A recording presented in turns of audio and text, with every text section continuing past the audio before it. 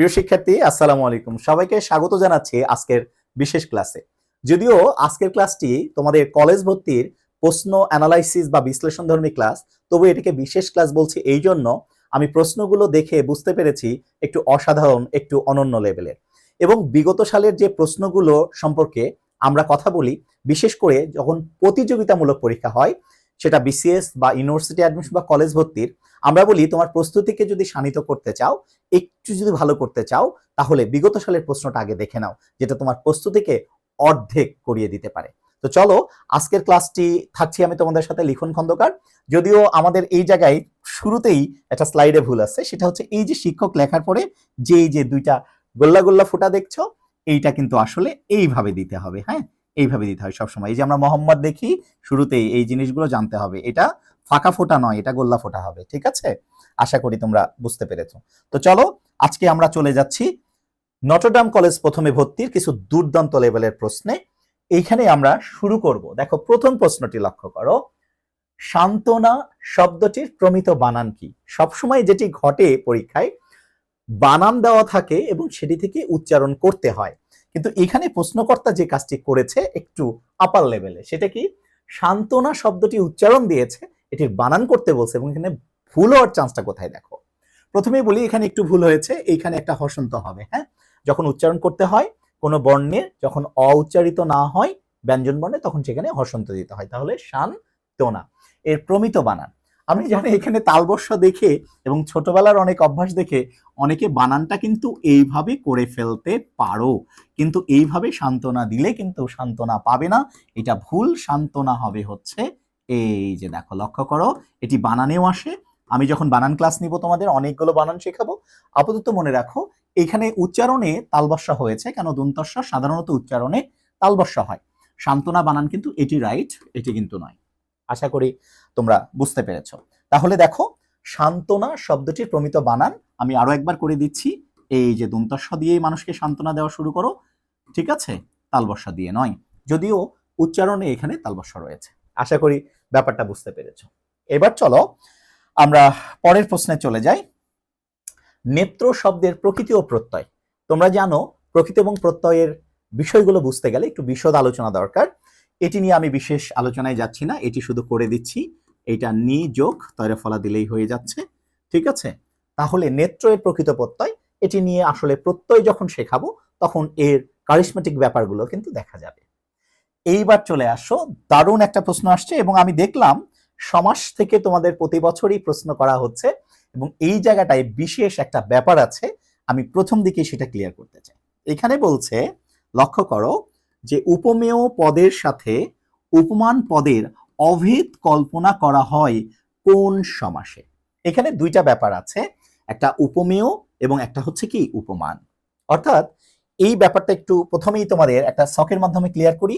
আমি যখন এই ব্যাপারটি ক্লিয়ার করব, এরপরে দেখবা অনেকগুলো প্রশ্নের সমাধান তুমি পেয়ে যাচ্ছ।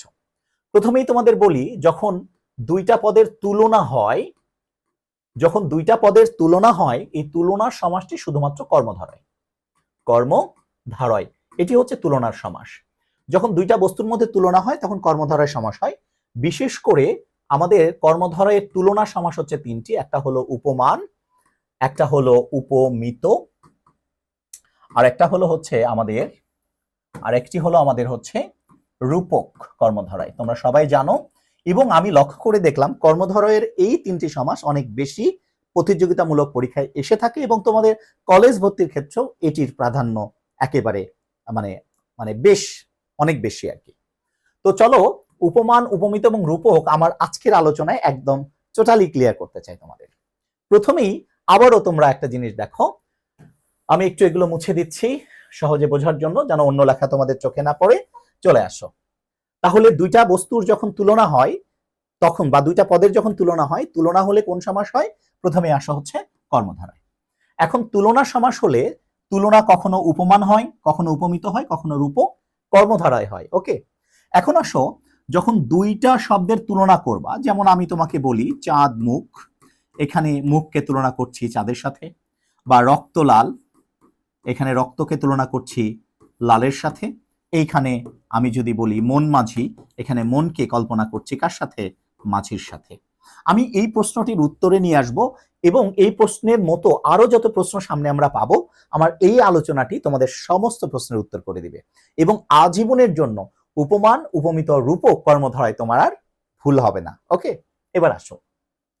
প্রথমেই দুইটা বস্তু যখন তুলনা হয়, মনে রাখবা যখন তুলনা করা হচ্ছে তখন যার সাথে তুলনা করা হবে, লক্ষ্য করো সবাই, যখন যার সাথে তুলনা করা হবে সেই পদটার নাম হবে হচ্ছে উপমান।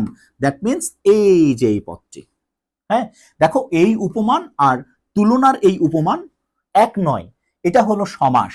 আর যখন দুইটা বস্তুর মধ্যে, দুইটা পদের মধ্যে তুলনা হবে, যার সাথে তুলনা করা হবে সে হবে উপমান পদ, আর যাকে তুলনা করা হবে সে হবে হচ্ছে এই যে উপমেয় পদ।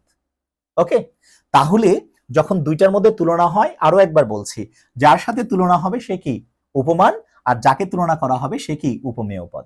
ওকে, তাহলে চাঁদ মুখ, এখানে মুখটাকে তুলনা করছে কার সাথে? চাঁদের সাথে। যার সাথে তুলনা সে কোন পদ? উপমান পদ।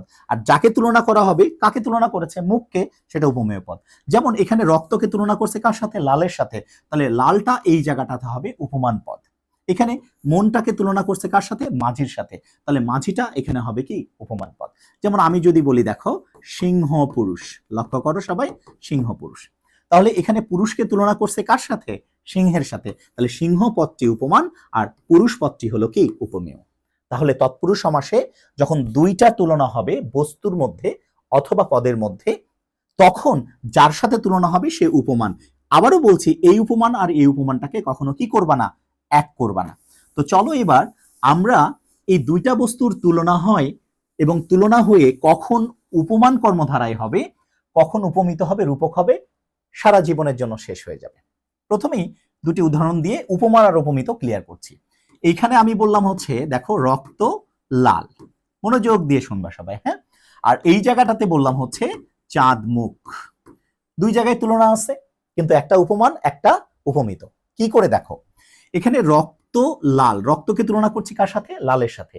মনে রাখবা প্রথম যে পদটি আছে এই পদটির পরের পদটা যদি গুণ বুঝায়, তার গুণ বুঝায়, বিশেষণ বুঝায়, তাহলে সেই তুলনাটা হবে উপমান কর্মধারায়।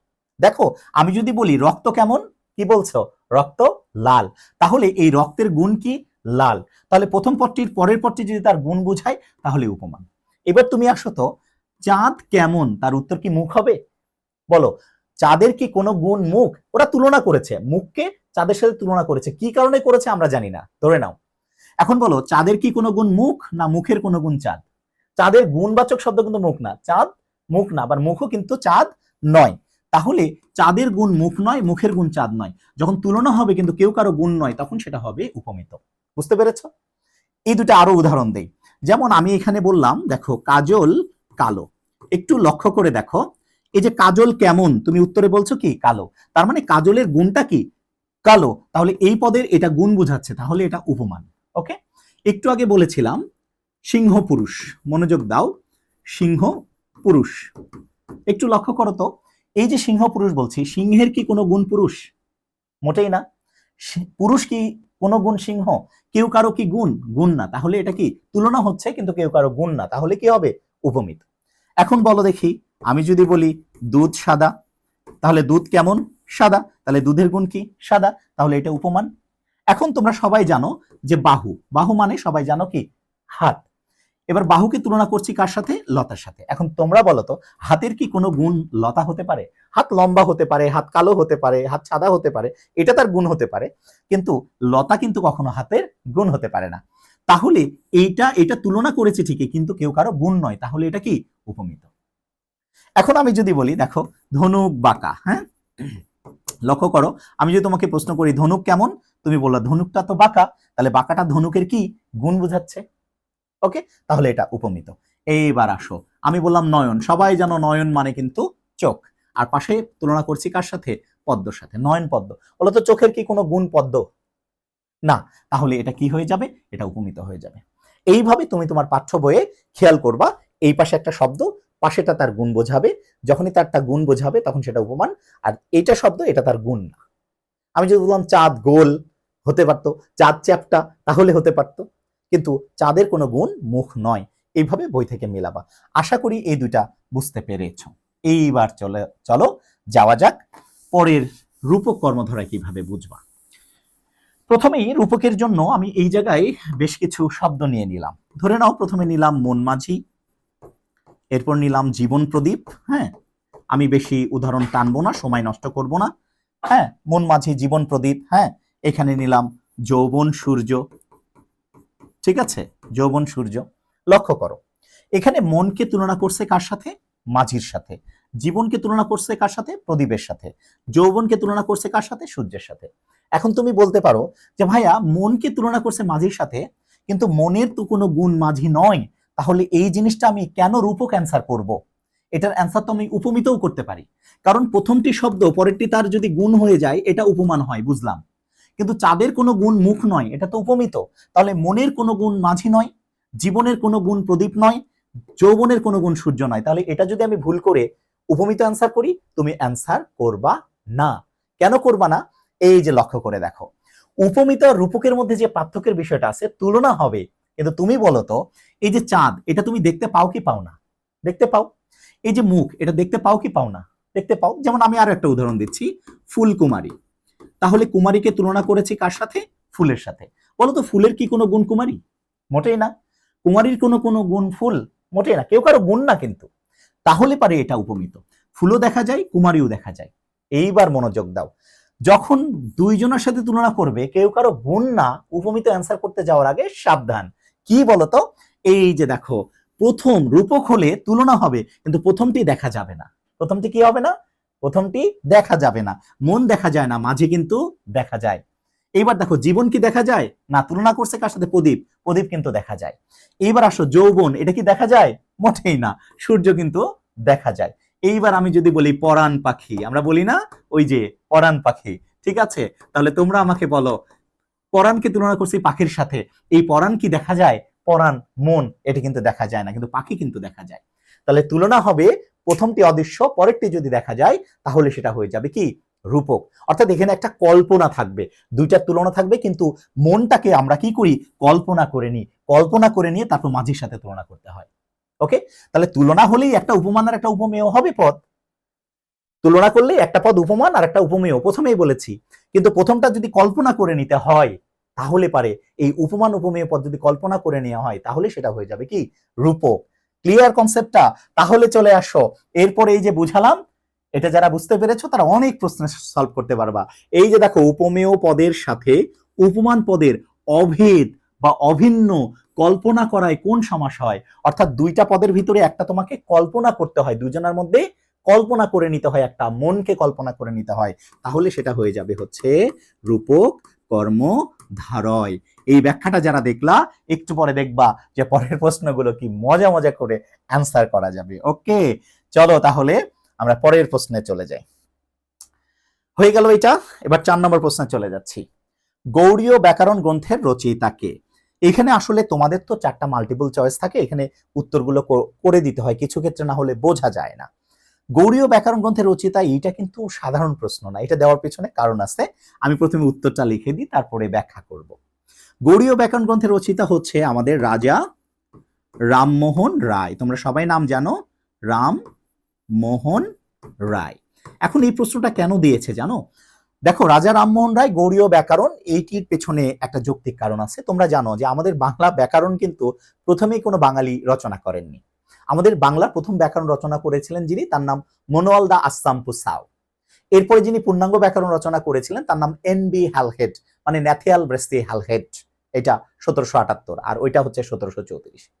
এরপরে উইলিয়াম ক্যারি রচনা করেছেন। কিন্তু আসলে এটা আসার পেছনে কারণ হলো, আসলে এই গৌড়ীয় ব্যাকরণ যিনি রচনা করেছেন রাজা রামমোহন রায়, ইনি হচ্ছে প্রথম বাঙালি যিনি এই ব্যাকরণটা রচনা করেছিলেন। কিন্তু মজার ব্যাপার হলো, দেখো, উনি যখন এটা 1826 সালে রচনা করেন, তখন বাঙালি হয়েও তিনি এটা বাংলায় রচনা করেন নাই, তিনি এটা ইংরেজিতেই রচনা করেছিলেন। হ্যাঁ, পরবর্তীতে এই যে 1833 সালে school book society of Kolkata এই ব্যাকরণটাকে বাংলায় রূপ দেয়, অর্থাৎ বাংলায় অনুবাদ করে। ফলে গৌড়ীয় ব্যাকরণটাই হচ্ছে প্রথম বাঙালি কর্তৃক বাংলা ব্যাকরণ। ক্লিয়ার? তাহলে রাজা রামমোহন রায়, আরেকটু মোর ইনফরমেশন দেই, যেহেতু তোমাদের অনেক ডিপ কোশ্চেন করা হচ্ছে নানা আঙ্গিকে। রাজা রামমোহন রায় কিন্তু সেই ব্যক্তি যিনি সাহিত্যে প্রথম সাধু ভাষার ব্যবহার করেছিলেন। দেখো উনি কিন্তু প্রথম সাধু ভাষা ব্যবহার করার পরেও তোমরা জেনে রেখো, রাজা রামমোহন রায় প্রথম সাধু ভাষা প্রয়োগ করার পরেও তিনি কিন্তু সাধু ভাষার জনক নন, কেননা তার প্রয়োগটি যথাবিধি সম্পন্ন ছিল না। আসলে প্রথম সাধু ভাষা সাহিত্যে ভালো প্রয়োগ ঘটিয়েছিলেন যিনি, তার নাম হলো আমাদের এই যে তোমাদের খুবই পরিচিত ঈশ্বরচন্দ্র বন্দ্যোপাধ্যায় বা বিদ্যার সাগর। ইনি হলো প্রথম যথাযথ উপযুক্তভাবে সাধু ভাষার ব্যবহার করার কারণে ইনাকে বলা হয় হচ্ছে সাধু ভাষার জনক। ঠিক আছে, এটার সাথে আমি ক্লিয়ার করে দিলাম। কিন্তু মনে রাখো তিনি কিন্তু প্রথম ব্যবহার করেছিলেন তিনি রাজা রামমোহন রায়, এবং তোমরা সবাই জানো চলিত রীতির প্রবর্তককে প্রমোদ চৌধুরী, এটি তোমাদের সকলের জানা আছে, আসতে পারে একটু জেনে রেখো। তো চলো আমরা আজকে 1 2 3 4টি প্রশ্নের সমাধান করে ফেললাম। এইবার আমরা একটু পরের কন্টেন্টে যাই। এবং দেখো নটরডাম কলেজ এবং আমি আরো সেন্ট জোসেফ বা হলি ক্রসের প্রশ্ন যখন সমাধান দিব, এই প্রশ্নগুলোর অ্যানালাইসিস পড়ে তুমি হিউজ শিখতে পারবা আজকে আমার কাছে। পাশাপাশি প্রশ্নের মানগুলো তোমাকে আগে জাজ করতে হবে, অর্থাৎ যদিও প্রশ্ন প্যাটার্নের পরিবর্তন ঘটানো হয়, কিন্তু বেসমেন্টটা তো আসলে চেঞ্জ করা যায় না। এই জন্য তোমরা সবাই এইগুলো দেখে ফেললে তোমার প্রস্তুতিটা আসলে কিভাবে নিবা তুমি, সেটার একটা ধারণা তুমি এখান থেকে তৈরি করতে পারবা শুরুতেই। তো আসো আমরা পরে চলে যাচ্ছি। বাংলা ভাষার মৌলিক স্বরধ্বনি গুলো হলো, এইখানে তোমাদের একটা মজার তথ্য দিব। আমি জানি সবাই আনসার করা হয়ে গেছে, তোমরা যারা ক্লাস দেখছো। বাংলা ভাষার মৌলিক স্বরধ্বনি গুলো হলো, এইখানে কিন্তু বলেনি যে কতটি, যদি কতটিও বলে তোমাদের আনসার হয়ে গেছে অলরেডি, সেটা হচ্ছে 7টি, তাই না বলো? এবং এই জায়গায় যেহেতু এটা প্রতিযোগিতামূলক পরীক্ষা, সেহেতু আমি বলবো এইখানে দারুণ কিছু ব্যাপার আছে, যেটা বিভিন্ন প্রতিযোগিতায় বিশেষ করে আমরা যারা ইউনিভার্সিটি অ্যাডমিশন পড়াই তারা এটা ফেস করেছি, এবং তোমাদের ক্ষেত্রে যেহেতু প্রশ্নগুলো স্যারেরা দুর্দান্ত লেভেলে করেছে, তাই তোমাকে সবটাই জানতে হবে। প্রথমেই আসি, মৌলিক ব্যাপারটা কি আমি জানি তোমরা জানো এবং এই 7টিও তোমরা চেনো। তারপরে একটু বলতে চাই, মৌলিক স্বরধ্বনিগুলো মানে হলো যে ধ্বনিগুলোকে ভাঙলে বিশ্লেষণ করলে ওই ধ্বনিটা ছাড়া, ওই বর্ণটা ছাড়া আর কিছু পাওয়া যায় না, মৌলিক পদার্থের সংজ্ঞার মতোই আর কি। তো কারা কারা মৌলিক? যারা একা একা থাকে, একটাই পাওয়া যায় ভাঙলে, অ, এরপর কি আ, তোমরা জানো, তারপর কি রস্বই, তারপরে কি রস্যউ, তারপর হচ্ছে এ, তারপরে হচ্ছে কি ও। তাহলে কয়টা হলো? 1 2 3 4 5 6টা হয়েছে। এখন দেখো এখানে বলছে মৌলিক স্বরধ্বনি, আমি জানি তোমাদের মনে মনে আরেকটা কল্পনা চলে এসেছে, সেটা কি এ। তাহলে এইগুলোকে ভাঙলে বা বিশ্লেষণ করলে একের অধিক বর্ণ পাওয়া যায় না, তাই এগুলোকে মৌলিক স্বরধ্বনি বলা হয়, তাই না বলো? এখন কথা হচ্ছে, তোমাকে যখন বলবে মৌলিক স্বরধ্বনি গুলো হলো, তখন এইগুলো, কিন্তু এইখানেই প্রশ্নকর্তা যদি একটু প্যাচ মেরে দেয় তাহলে কিন্তু বিপদ আছে। এইখানে যদি বলে মৌলিক স্বরধ্বনি না বলে তোমাকে বলে মৌলিক স্বর বর্ণ কতগুলি, একবার ভেবে দেখো তো, এটিকে কি আমরা স্বরবর্ণ বলতে পারি? অবশ্যই না। এটা মৌলিক স্বরধ্বনি হতে পারে কিন্তু বর্ণ না। তাহলে তোমাকে যদি বলে বাংলা ভাষায় মৌলিক স্বরধ্বনি না বলে স্বরবর্ণ কতটি, তাহলে বর্ণ কিন্তু হয়ে যাবে কয়টি? উত্তর 6টি। সাবধান থেকেও, খেয়াল রাখো, কিন্তু তোমাকে প্রশ্ন করে ফেলছে বাংলা ভাষায় মৌলিক স্বরবর্ণ কতটি, তুমি প্রথমেই 7টি দেওয়া আছে, আনন্দে খুশিতে ঠেলায় 7টি অ্যান্সার করে দিছো। কিন্তু খেয়াল করতে হবে, যদি বর্ণ বলে তখন অ্যান্সার কিন্তু হয়ে যাবে 6টি, কিন্তু যখন ধ্বনি বলছে তখন এই এটা মৌলিকত্বটা যোগ করে ধ্বনি হয়ে যাবে 7টি। এবং মোর ইনফরমেশন, এই যে যে ধ্বনিটি, এই ধ্বনিটির আবিষ্কার কিন্তু মোহাম্মদ আব্দুল হাই, বিখ্যাত ব্যাকরণবিদ আব্দুল হাই, উনি এটি 1974 সালে এই মৌলিক ধ্বনিটি আবিষ্কার করেছিলেন। হ্যাঁ, এই তথ্যটিও আসতে পারে, খুবই গুরুত্বপূর্ণ অ্যাডমিশনের তথ্য এটি। তাহলে সবাই বাবারা দেখো তো, এখানে যদি বলে বাংলা ভাষার মৌলিক স্বরধ্বনি কতগুলি, উত্তর হবে 7টি। আর যদি বলে মৌলিক স্বরবর্ণ কতটি, তাহলে উত্তর হবে কয়টি? 6টি। এইটা খেয়াল রাখতে হবে। হ্যাঁ, তাহলে চলো পরেরটাতে চলে যাচ্ছি। এবার আসো খুবই গুরুত্বপূর্ণ আরো একটা প্রশ্ন দেখতে পাচ্ছি, বাংলা ভাষার অর্ধ স্বরধ্বনি গুলো হলো। এখানে নিশ্চয়ই অপশন দেওয়া থাকে এবং আমি জানি তোমরা জানো, কিন্তু এই ব্যাপারটা ভালো করে জানো। সেটা হচ্ছে এই যে রস্বই, এই যে রস্যউ, এই যে এ এবং ও, তোমরা জানো এই 4টি হচ্ছে আমাদের কি মৌলিক অর্ধ স্বরধ্বনি। এখন প্রশ্ন হলো ভাইয়া এরা কখন অর্ধ স্বরধ্বনি সেটা আমাকে জানতে হবে। কেন? কোনো একটি শব্দের ভেতরে কিন্তু দিয়ে বলবে অর্ধ স্বরধ্বনি কিনা। মনে রাখবা এগুলো কিন্তু পূর্ণ স্বরধ্বনিও। কখন? যেমন ঈদ, লক্ষ্য করো ঈদ বানানে আমি রস্বইকার ব্যবহার করছি, তার মানে কিন্তু এইটা অর্ধ স্বরধ্বনি নয়, অর্ধ স্বরবর্ণও নয়।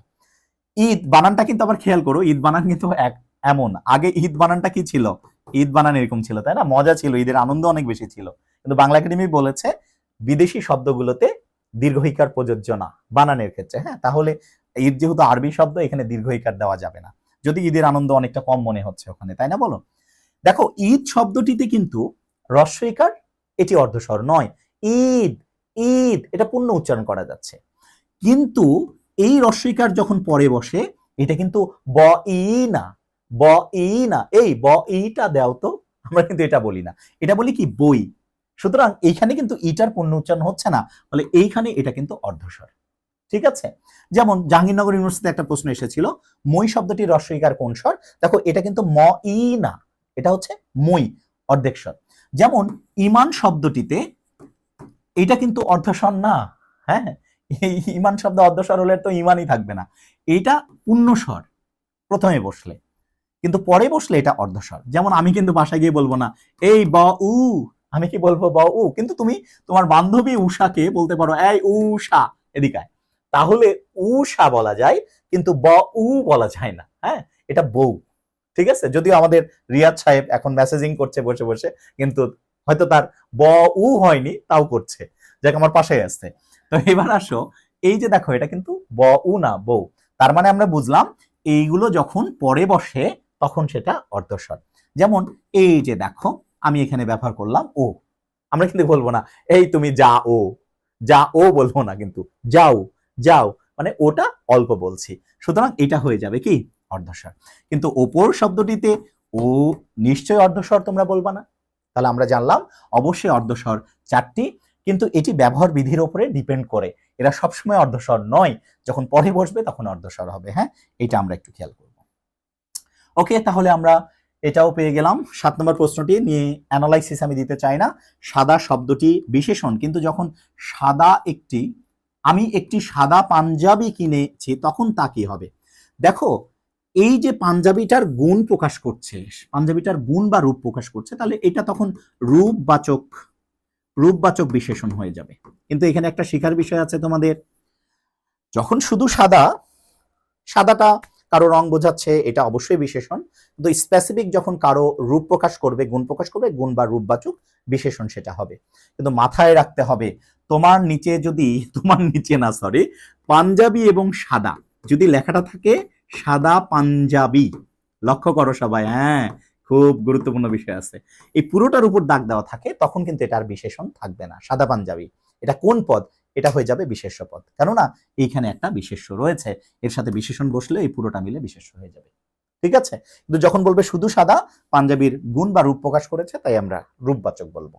আশা করি বুঝেছো, আর বিশেষণের বিশদ ক্লাসে তোমাদের এগুলো জানতে হবে। এই যে একটা দেখো খুবই গুরুত্বপূর্ণ প্রশ্ন অলরেডি তোমাদের দিয়েছে, বাংলা লিখিত ভাষার আদি নিদর্শন। তোমরা সবাই জেনে গেছো এবং জানো, এই যে এইটা হলো চর্যাপদ। তোমরা এটাকে অনেকে ভুল উচ্চারণ করো, কিন্তু হ্যাঁ এইচএসসি তে উঠলে যখন উচ্চারণ পড়বা, দেখবা ছোটবেলা থেকে যেটাকে চর্যাপদ শিখে এসেছো, এটির উচ্চারণ কিন্তু চর্যাপদ নয়, চর্যাপদ। এর পিছনে একটা বৃহৎ ব্যাখ্যা আছে, আমি এখন সময় নষ্ট করছি না। যদি কখনো সুযোগ হয় এইচএসসি তে উঠে যাও, তখন উচ্চারণ পড়ার সুযোগ হয়, এটা কেন চর্যাপদ হয়েছে তা আমরা জানাবো। ঠিক একইভাবে এই যে এটির উচ্চারণ আমরা বলি আমরা বংশের মর্যাদা রক্ষা করব, এটা মোটেই মর্যাদার না, এটা হচ্ছে মর্যাদা। এটা মর্যাদা কেন, তারও ব্যাখ্যা আছে। তো আসো এটির আমরা কাজ করি। বাংলা লিখিত ভাষার আদি নিদর্শন কি? চর্যাপদ, এটা আমরা সবাই জানি, একমাত্র নিদর্শন হচ্ছে চর্যাপদ। এবং যেহেতু চর্যাপদ থেকে কোশ্চিন করেছে, বাবারা তোমরা কি করবা, চর্যাপদ নিয়ে একটু ডিটেল পড়ে যাবা। ডিটেলসে ক্লাস যখন আমরা নিব কলেজ ভর্তির জন্য, তখন ডিটেলস থাকবে। তারপর একটু বলি, এই চর্যাপদটা হচ্ছে 1907 সালে নেপালের রয়্যাল লাইব্রেরি থেকে আবিষ্কৃত হয়, 1947 সালে। এটা আবিষ্কারের প্রাণবন্ত চেষ্টা আগেও হয়েছে, তবে সর্বশেষ যিনি এটা আবিষ্কার করেছেন চর্যাপদটি, সেটা হচ্ছে মহামহোপাধ্যায় শ্রী হরপ্রসাদ শাস্ত্রী। তিনি কয়েক দফায় নেপালে গিয়েছিলেন এবং অবশেষে 1907 সালে নেপালের রয়্যাল লাইব্রেরি থেকে এটি আবিষ্কার করেছেন। এবং এরপরে তোমাদের পদকর্তা পদসংখ্যা জানতে হবে, কয়টি পদ পাওয়া গেছে ইত্যাদি আমাদের জানতে হবে। তবে বাংলা সাহিত্যের একমাত্র এবং আদি নিদর্শন আমাদের কি, চর্যাপদ না, চর্যাপদ। হ্যাঁ, চর্যাপদ। ঠিক আছে, ওকে, এটির উচ্চারণ আমি করে দিচ্ছি, এই যে চোর যা পদ। ওয়েল, এই যে এটা হচ্ছে এর উচ্চারণ। তো চলো আমরা গুরুত্বপূর্ণ আরো একটি প্রশ্ন দেখে ফেললাম, আমরা চলে যাব আমাদের পরের প্রশ্নে কি আছে। পরে উপমানের সাথে গুণবাচক শব্দ মিলে কোন সমাস হয়? এই যে আসো আসো, একটু আগে শিখাইছি উপমান পদ মানে কি, যার সাথে তুলনা হবে। এই যে তুলনা হলো, এরকম একটি পদ আমাদের কি করতে হবে, নিতে হবে। সেটা হলো, দেখো একটু অপেক্ষা করি, হ্যাঁ এই যে এইখানে একটা পদ নিলাম, উপমান পদের সাথে একটা গুণবাচক শব্দের মিল থাকতে হবে। তাহলে এই যে কালো, তাহলে এখানে বুঝতে পারছো যে পদটি থাকবে সেটি গুণবাচক শব্দ মিলে যে সমাস হবে। অর্থাৎ যেই পদটি গুণবাচক উপমান, সেটি গুণবাচক হতে হবে, এটি শব্দ পরেটি তার গুণ। এইটা হলে কি উপমান কর্মধারয়। তোমাদের আগেই বলেছি উপমান কর্মধারয়। দুটি পদের তুলনা হবে, যখন তুলনাটা কি হবে, উপমানের সাথে গুণবাচক থাকবে, তাহলে এই যে উপমান পদের সাথে পরেরটা গুণবাচক শব্দ হলে সেটা উপমান কর্মধারয়। আর কেউ কারো যদি গুণ না হয় তাহলে কি উপমিত। আশা করি মনে রেখেছো তুমি। চলো পরেরটাতে চলে যাই। পরেরটা দুর্দান্ত লেভেলের প্রশ্ন মনে হয়েছে আমার। আসলে নটরডেম কলেজের শিক্ষকরা, আমি ওনাদের স্যালুট জানাই, যে ওনারা একটা প্রতিযোগিতামূলক পরীক্ষার প্রশ্নটাকে প্রতিযোগিতার মতোই করেছে, এবং এখানে সত্যি অসাধারণ বাচ্চাদের ওনারা বেছে নেবে নিশ্চয়। দেখো, প্রাচীন ভারতীয় আর্য ভাষা থেকে আগত কোন শব্দ বাংলা শব্দের অনুরূপ, মানে অবিকল ব্যবহার করতে হয়? তো এটা একটু কঠিন হতে পারে, কিন্তু আমি সহজ করে দিচ্ছি। প্রাচীন ভারতীয় আর্য ভাষা, তাহলে সেই প্রাচীন আমলের আর্য, নিশ্চয়ই তোমরা একটু তথ্য জানো যে আর্য এরা ইউরাল পর্বত থেকে আসা খুবই উন্নত জাতিগোষ্ঠী। এই আর্যদের সাথে আমাদের নিম্নবর্গের অনার্যদের সম্পর্ক হয়েই কিন্তু এই বাঙালি শঙ্কর জাতিটি গড়ে উঠেছিল। আমরা তো ম্যাথর, ডোম, গাড়ল খুবই নিম্ন জাতি ছিলাম, অনার্য। হ্যাঁ, এই আর্য জাতির সাথে সংমিশ্রণে আমরা বাঙালি হয়েছি। দেখো, আমার মতো কেউ কালো, কেউ ফর্সা তোমাদের মতো, তাই না? এখন আসো, এই আর্য ভাষাটা থেকে কোন ভাষা বাংলা শব্দে তুমি অনুরূপ ব্যবহার করছো, এটার জন্য জানতে হবে আর্যরা যখন আসে তারা একটা ধর্মগ্রন্থ নিয়ে এসেছিল, সেটার নাম হলো বেদ। এবং এই বেদের যে ভাষাটি, এই বেদের ভাষাটি হলো হচ্ছে আমাদের বৈদিক। তো আর্যরা কি করলো, বেদটাকে, ধর্মটাকে বোঝানোর জন্য বৈদিক ভাষার এই বেদটাকে প্রচার শুরু করলো। কিন্তু ভারতবর্ষের জনগণ তো আসলে খুবই গণ্ডমূর্খ ছিল, ফলে এই বৈদিক কঠিন ভাষাটা কি তারা বুঝতে পারছিল না। তখন এই বেদের এই বৈদিক ভাষাটাকে তারা কি করলো, সংস্কার করলো, সহজ করলো, যাতে ধর্মটাকে পৌঁছে দেওয়া যায়। এই সহজ করা, বেদের এই সহজ করা ভাষাটার নামই হলো, সহজ করা বা সংস্কার করা ভাষাটার নাম হলো সংস্কৃত। এবং তোমরা সবাই জানো, বেদের ভাষাকে সহজ এবং সংস্কার করে যে সংস্কৃত ভাষাটা করেছিল, সেই ভাষাটা এখন মৃত ভাষা। হ্যাঁ, সেই ভাষাটা এখন নেই, যেহেতু এটা জনগণ ব্যবহার করতে পারতো না, যেটাকে আমরা বর্তমানে কি বলি, তৎসম বলে থাকি। এখন তুমি বলো তো, বাংলা ভাষায় যখন তৎসম শব্দ ব্যবহার করার রীতি হয়, তখন সেটাকে অবিকল ব্যবহার করতে হয়। তোমরা সবাই জানো যে আমরা বাংলা ভাষায় যখন তৎসম ব্যবহার করব শব্দটি, তখন তৎসমের ওই শব্দটি অবিকল ব্যবহার করতে হবে। তাহলে আর্য ভাষা থেকে আগত কোন শব্দ বাংলা শব্দের অনুরূপ? অর্থাৎ যখন এই তৎসমটা হলো, এটা অনেক শব্দ আমাদের বাংলা শব্দের অনুরূপ না, সুতরাং এর উত্তরটি হবে সংস্কৃত অথবা কি তৎসম। অর্থাৎ এই আর্যদের যে ভাষাটা সংস্কার করা হয়েছিল, সংস্কৃত বা তৎসম করা হয়েছিল, সেটি কিন্তু এখন আমাদের বাংলা ভাষাটার কি অনুরূপ। ওকে, যেটা আমরা ব্যবহার করি। আশা করি বুঝতে পেরেছো এই জায়গাটাতে। এইবার আসো, মজার আরো একটি প্রশ্নে চলে যাচ্ছি। অনেক বড় ক্লাস, তোমরা যদি ধৈর্য ধরে দেখতে পারো, ইনশাল্লাহ তোমাদের মাথার ভিতরে অনেক কিছু আমি দিয়ে দিব। পাদ্রী শব্দটি কোন ভাষা থেকে এসেছে? এখন আমি উত্তর করে দিলে তোমরা কি করবা, পেয়ে যাবা। এই তো আমি এখন উত্তর করে দিলাম, ধরে নাও এইটা পর্তুগিজ ভাষা থেকে এসেছে, তাই না? এখন প্রশ্ন হলো, ভাইয়া এটা তো মুখস্থ জিনিস, সবাই জানো, তারপরে মনে রাখবা কিভাবে? শুধু কি পাদ্রী আসবে? না, অনেক কিছু আসবে। তো এটার অনেক বড় গল্প আছে, সেই গল্পে আমি না যাই, তোমরা টুকটাক শব্দ জানো, আমি ছোট্ট করে কিছু পয়েন্ট করে দিচ্ছি, তোমাদের নিশ্চয়ই মাথায় আছে। দেখো, পর্তুগিজ কিছু শব্দ মনে রাখার কিছু ট্যাকটিক আমি তোমাকে দিয়ে দিচ্ছি। পাদ্রী শুধু না, বেশ কিছু শব্দ তোমরা এখন মনে রাখবা। সেটা হলো, তোমরা নিশ্চয়ই সবাই খ্রিস্ট ধর্ম সম্পর্কে জানো, তাই না? বলো, খ্রিস্ট ধর্ম সম্পর্কে তোমরা জানো, খ্রিস্ট যে ধর্ম আছে। তোমাকে একটা ট্যাকটিক আমি দিয়ে দিই, কারণ এটা নিয়ে খুব বেশি প্রশ্ন আসে। সেটা হলো, খ্রিস্ট ধর্ম রিলেটেড যে কোনো ওয়ার্ডই পর্তুগিজ। কি বললাম বলো তো? খ্রিস্ট ধর্ম রিলেটেড যে কোনো ওয়ার্ডই কি পর্তুগিজ। এবার আসো, বলতো খ্রিস্ট ধর্মে যিনি পালন করেন তিনি কি থাকেন? পাদ্রি। পাদ্রি কোথায় থাকেন? পাদ্রি থাকেন হচ্ছে গির্জায়। গির্জায় গির্জার এই পাদ্রি কি পড়েন? ক্রুশ পড়েন। তোমরা জানো এখানে একটা প্লাস চিহ্নের, অনেক সিনেমায় দেখছো ক্রুশ পড়ে, তাই না? তাহলে দেখো, এই যে গির্জায় গিয়ে যার উপাসনা করা হয় তিনি কে? যিশু, তাই না? তাহলে দেখো, পাদ্রী সাহেব গির্জায় গিয়ে ক্রুশ পড়ে এই যে দেখো যিশুর কি করে? উপাসনা করে। এবং যিশুর মায়ের নাম আমাদের ধর্মমতে মরিয়ম, কিন্তু ওরা কি বলে? ম্যারি, তাই না? তাহলে কি বলে? ম্যারি। এই যে যে আমরা রাজশাহী অঞ্চল বিশেষ করে, বা এটা গোটা দেশে ছড়াই পড়ছে, আমরা বলি না কসম করি মায়েরি বলছি, এই কাজ আমি করিনি। আসলে এই মায়েরিটা কি? মায়েরি একটা কসম যেটা মেরিন নামে কাটা হয়। এই মেরিন নামে কসম কাটে, যেমন তোমরা আল্লাহর কসম কাটো না, তোমরা হিন্দুরা ভগবানের কসম কাটো না, আসলে আমরা যে মায়েরি যে কসমটা কাটি এটা মাতা মেরি থেকে এসেছে, এই জন্য মেরি থেকে ওটা মায়েরি হয়েছে। হ্যাঁ, সুতরাং যারা যারা মায়েরি বলছো তারা আসলে কার নামে কসম কাটছো সেটা কিন্তু বুঝছো। তাহলে মাতা মেরির নামে কসম কেটে যদি মিথ্যা বলো তাহলে তোমাকে মেরে ফেলবো, এবং মেরে ফেললে কোথায় দেয়? খ্রিস্টানরা কফিনে দেয়। তাহলে দেখো, পাদ্রী সাহেব বা গির্জা বা এই যে ক্রুশ পড়ে বা যিশু বা কফিন, এগুলো কি খ্রিস্ট ধর্ম সংক্রান্ত না?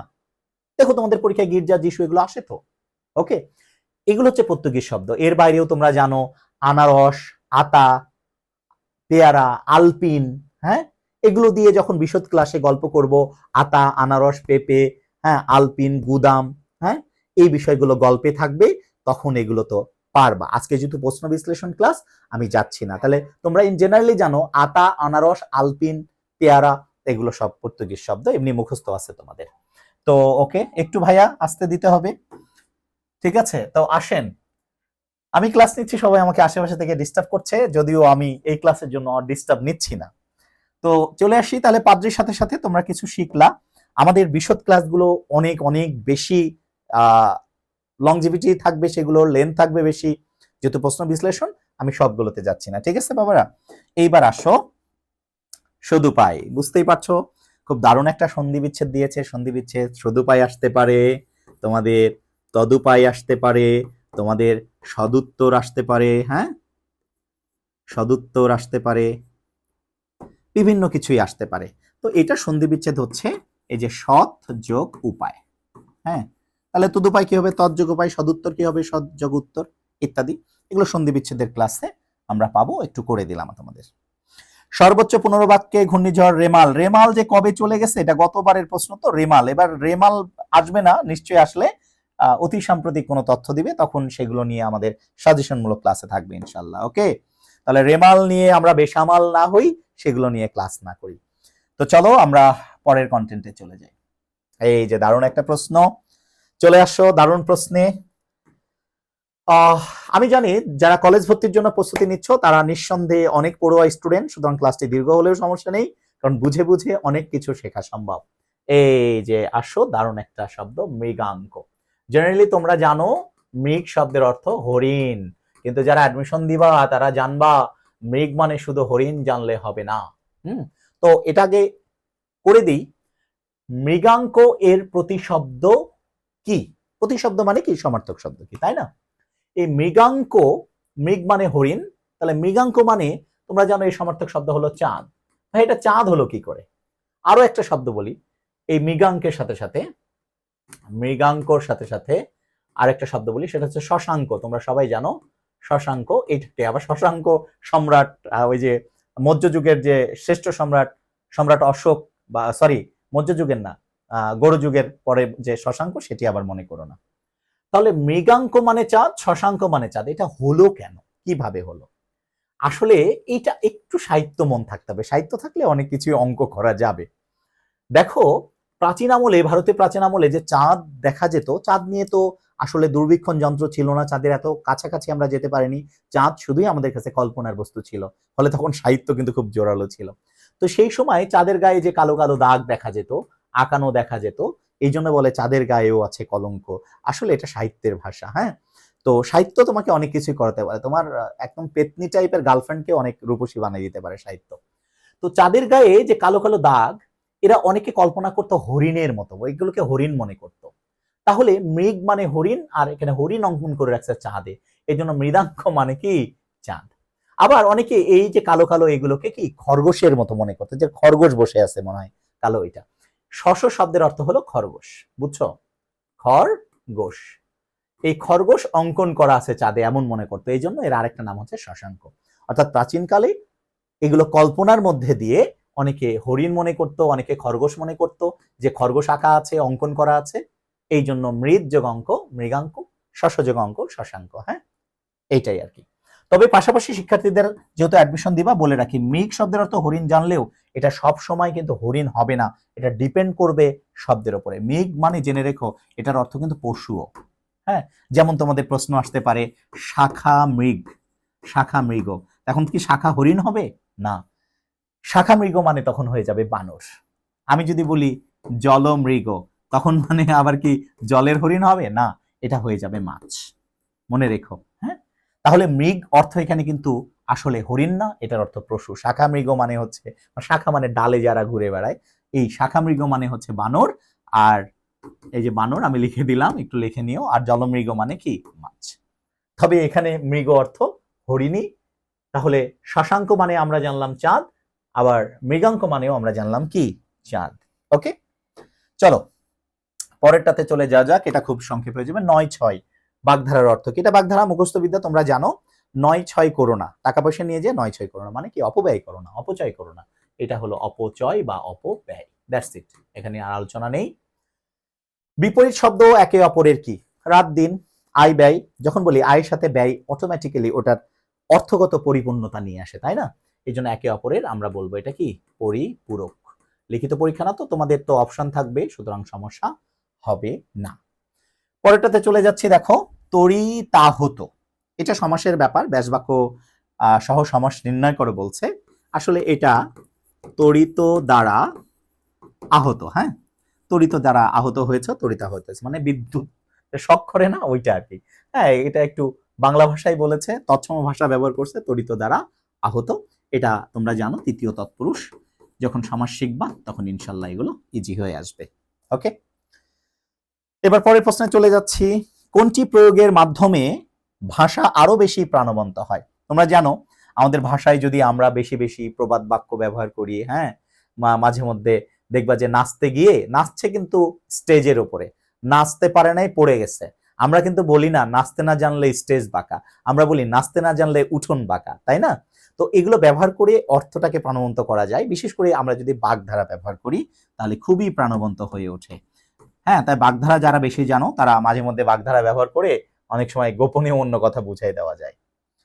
ওকে, এটাতে যাচ্ছি ৬ নম্বরে। ষড়যন্ত্রের উপরের ঢাকনার নাম কি? রিয়াজ, এটা বায়োলজির টার্ম রিলেটেড আছে, বল দেখি। এই যে দেখো, ও বায়োলজি যারা পড়ো তারা জানো ষড়যন্ত্রের উপরের ঢাকনার নাম, এটা বায়োলজি একটু রিলেটেড, এটাকে উপজিহ্বা বলা হয়। এই যে উপজিহ্বা, ওই উপরেরটা। এই তো মোটামুটি আমরা পেরে গেলাম। এবার পরেরটাতে চলে যাচ্ছি। এই যে একটা কুকাজ করে ফেলেছে, সবাই লক্ষ্য করো শিক্ষার্থী বন্ধুরা, তোমরা যারা আছো, শব্দের শেষে কু যুক্ত হয়ে শব্দ পদে পরিণত হয়। আসলে আসলে এই যে স্লাইডটি যিনি করেছেন তিনি একটা কুকাজ করে ফেলেছেন। সেটা হলো শব্দের শেষে কু যুক্ত হয়ে না, এখানে শব্দের শেষে কি যুক্ত হয়ে, তাই না? বলো, শব্দের শেষে কি যুক্ত হয়ে শব্দ পদে পরিণত হয়, সিম্পল। তার মানে শব্দ আর পদ এটা বোঝা লাগবে, তাই না? প্রশ্নটা দেখো, শব্দের শেষে কি যুক্ত হয়ে পদে পরিণত হয়। এই যে রহিম, রহিম একটা শব্দ, তাই না? রহিম কিন্তু শব্দ, রহিম পদ না। এই শব্দটি পদ হওয়ার শর্ত দুইটি। এক নম্বর এটা যদি বাক্যে ব্যবহৃত হয়, আরেকটা হলো বিভক্তি যুক্ত হয়। তাহলে বলতো, কোনো একটি শব্দ যদি পদ হতে চায় তাহলে তার শর্ত কয়টি? দুটি। সেটিকে কি হতে হবে? বাক্যে ব্যবহৃত হতে হবে অথবা বিভক্তি যুক্ত হবে। এক্ষেত্রে অধিক গ্রহণযোগ্য উত্তরটা আমরা কি বিভক্তি যুক্ত, কারণ রহিমের বাড়ি যাব তখন রহিমের সাথে এর বিভক্তি কিন্তু যুক্ত করে নিচ্ছি, ঠিক আছে, হাতে নাতে। তো দেখো তাহলে এই প্রশ্নের উত্তরটা কি? শব্দের শেষে কি যুক্ত হলে পদে পরিণত হয়? আমরা অ্যান্সার করবো কি বিভক্তি যুক্ত হলে। যেমন চোর চোর বললে কিন্তু শব্দ হবে না, সরি পদ হবে না। চোর চোর বললে কিন্তু পদ হবে না, এটা শব্দ, কিন্তু এটা পদে পরিণত করতে গেলে কি করতে হবে? ওই যে চোর চোর না, চোরে চোরে, ওই তো বুঝেছো, খালাতো ভাই না, মাস্তুতো ভাই। তো যাই হোক, তাহলে এইটা কি হবে, চোর চোর না, এটা হবে চোরে চোরে, বিভক্তিটা যুক্ত হয়ে যাবে। Thank you. তাহলে কি যুক্ত হতে হয়, পদে পরিণত হতে গেলে শব্দকে বিভক্তি যুক্ত হতে হয়। সে তার, এটা নিয়ে বেশি কথা বলা নাই, এটা সংখ্যাবাচক বহুব্রী। এই যে সে তার, সে শব্দের তো থার্ড পারসন, মানে তিন তারের সমাহার, সেটাকে সে তারের, সে তার যার, যেহেতু বহুব্রী সমাহার হবে না, সমাহার দ্বিগু সমাসা হয়, সে তার যার, সে তার যার। অথবা তুমি এটা বলতে পারো তিন তার যার। ওকে, এটা কি সংখ্যাবাচক বহুব্রী, সংখ্যাবাচক বহুব্রীহি। আমি জানি তোমাদের অনেক শিক্ষার্থীর সংখ্যাবাচক বহুব্রীর সাথে দ্বিগুর একটু ঝালেমা আছে, তাই না, বলো, ঝালেমা আছে। তো যাই হোক, সেটা বিস্তারিত ক্লাসে ইনশাল্লাহ আলোচনা রাখবো, তার স্ট্রিপ রাখবো, তোমরা শুনবা, দেখবা, বহুত ফায়দা হবে। এবার চলে আসি, অনুচ্ছেদ লিখো অসাম্প্রদায়িক বাংলাদেশ। এটা কিন্তু খুবই ইম্পর্টেন্ট, এই বছরের জন্যও হতে পারে। হ্যাঁ, এটা নিয়ে একটু ধারণা থাকতে হবে, এগুলো নিয়ে কথা বলছি না। এই যে আলপিন, একটু আগে তোমাদের বলেছি, আনারস, আতা, আলপিন, পেয়ারা, হ্যাঁ, এগুলো পর্তুগিজ শব্দ, পর্তুগিজ, একটু আগে তোমাদের সাথে আলোচনা হয়েছে। এরপরে খুব দুর্দান্ত লেভেলের আরো একটি প্রশ্ন আমরা দেখতে পাচ্ছি। আসলে যত প্রশ্ন দেখছি অ্যাডমিশন পরীক্ষায়, শিক্ষার্থীরা যদি সত্যি একটি মনোযোগ দিয়ে দেখে, অনেক অনেক গুরুত্বপূর্ণ বিষয় এখানে ওরা শিখতে পারবে। দেখো, এটা উচ্চারণের ক্লাস, আমি শর্টকাটে একটা বিষয় বুঝাই দেই। এখানে আসলে জ ফলার একটা ব্যবহার আছে আর কি। কালারটা চেঞ্জ হয়েছে, ঠিক করে নি। হ্যাঁ, এখানে দেখো জ ফলার একটা ব্যবহার আছে, সেটা কি, একটু মনোযোগ দাও।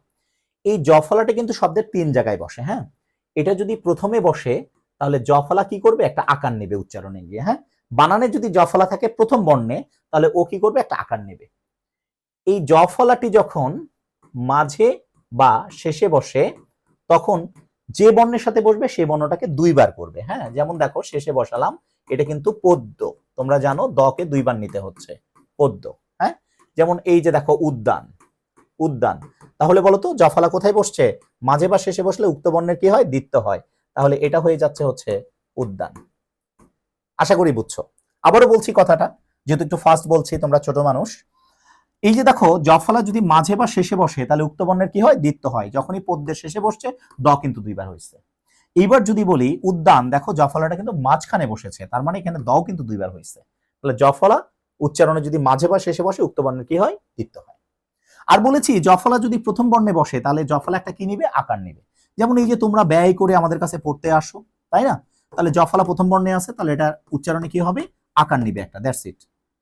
তো আমরা তোমাদের সাথে যদি খারাপ ব্যবহার করি, ওই যে ব্যবহার শব্দতে জফলা প্রথম বর্ণে, হ্যাঁ, ব্যবহার করি, খারাপ ব্যবহার করি, তাহলে তোমরা মনে কি পাবা, ব্যথা পাবা, বা তোমাদের পড়াশোনার ব্যাঘাত ঘটবে, তাই না, বলো। তাহলে জফলা প্রথম বর্ণে থাকলে উচ্চারণের সময় সেটা কি হয়ে যায়, আকার হয়ে যায়। আশা করি বুঝছো। এই নিয়মটি পড়ার পরে আমার এক শিক্ষার্থী এই জায়গায় এসে বলবে না ব্যতীত। কিন্তু মজার ব্যাপার হলো, এই যে নিয়মটি তোমাদের শেখালাম, এই নিয়মের কিছু ব্যতিক্রম আছে।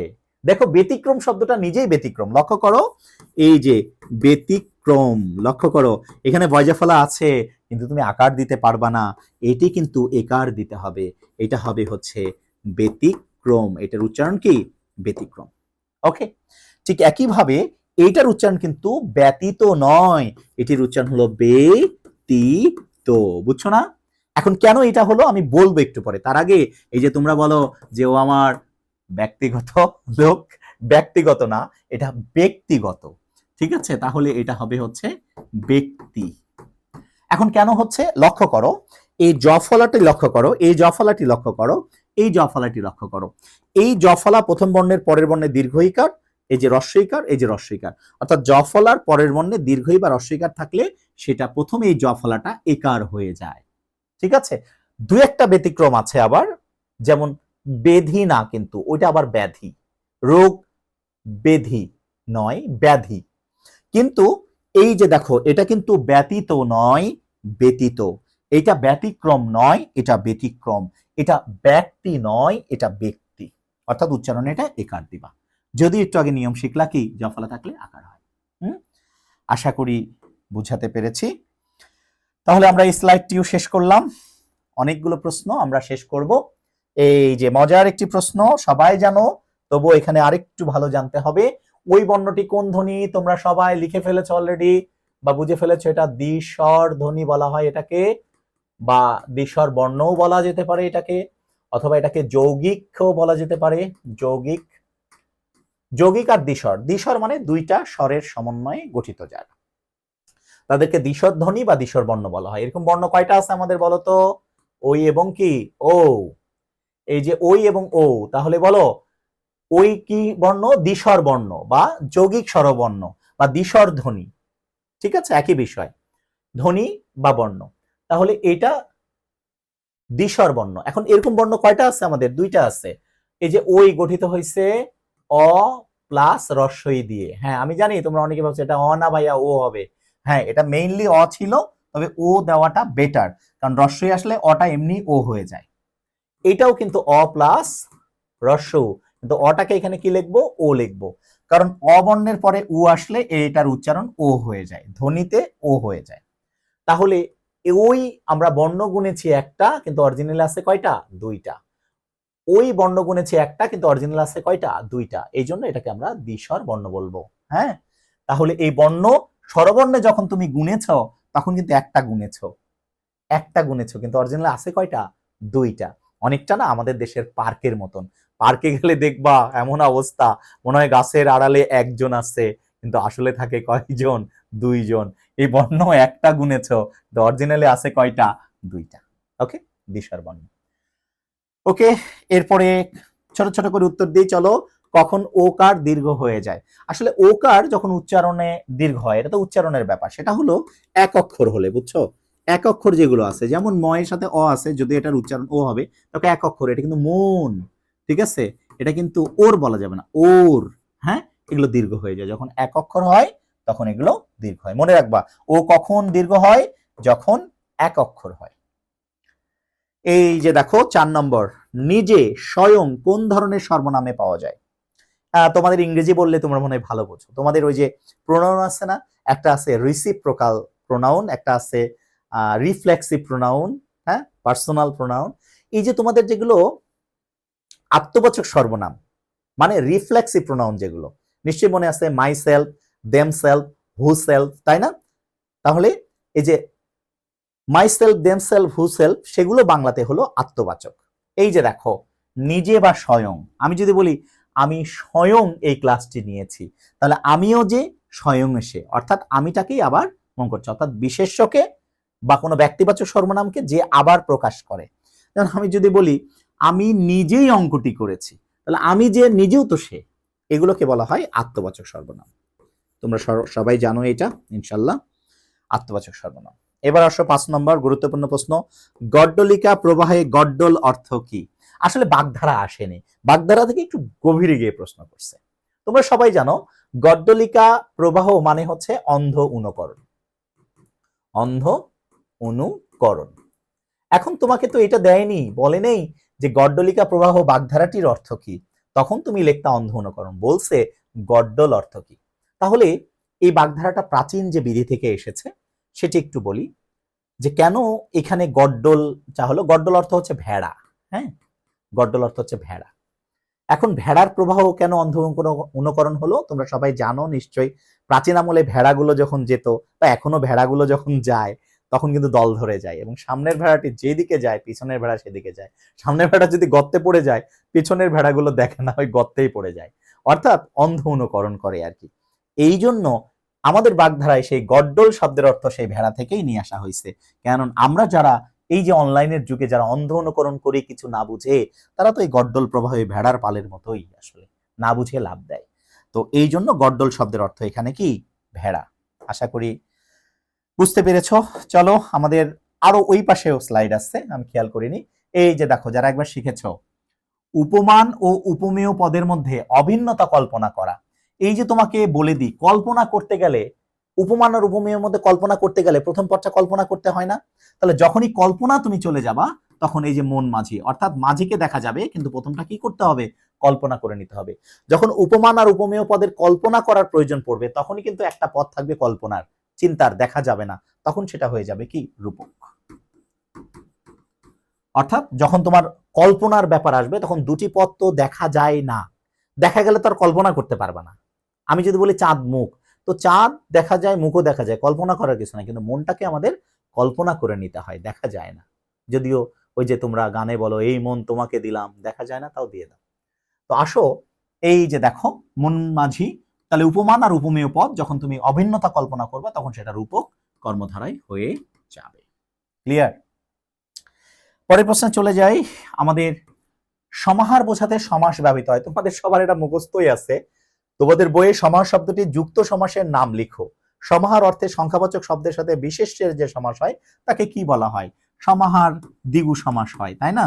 যেমন আমি যদি বলি চৌরাস্তা, কি বলো তোমরা? চার রাস্তার বা চৌরাস্তার সমাহার। তাহলে সমাহার থাকে যে সমাসে সেটা কি? দ্বিগু সমাস। এটা আরো বিস্তারিত বললে ভালো হতো, আমি সময় নিলাম না। এইবার আসো, সম্মুখ এবং নিম্ন মধ্য স্বরধ্বনি কোনটি? তোমাদের মনে আছে কিনা? এই যে দেখো চুয়ালের ভিত্তিতে, হ্যাঁ, চুয়ালের ভিত্তিতে কিন্তু একটা স্বরবর্ণের, মৌলিক স্বরবর্ণের ছক ছিল। আমি সেইটি তোমাদেরকে এখন দেখাবো, মনোযোগ দাও। এই প্রশ্ন দেখলাম বহুবার আসছে। এখন ছেলে মেয়েদের সম্মুখ, নিম্ন, মধ্য স্বরধ্বনি এই প্রশ্ন দেখেই তো পালাই চলে যাবে। তো তোমরা যেন না পালিয়ে যাও, এই জন্য আমি একটা ছক দিব আজকে তোমাদেরকে, এবং এই ছক দেখে দেখে আজকে করবা ইনশাল্লাহ। আর যে কোনো বর্ণ তুমি এটার উত্তর এখনই বের করে ফেলতে পারবা। চলো ছকটা দেখে ফেলি দ্রুত, একটু বড় বড় করে নি। হ্যাঁ, এখানে একটু জায়গা থাকলে ভালো হতো, এইখানে করি। হ্যাঁ, এইখানে জায়গা আছে, একটু লক্ষ্য করো সবাই,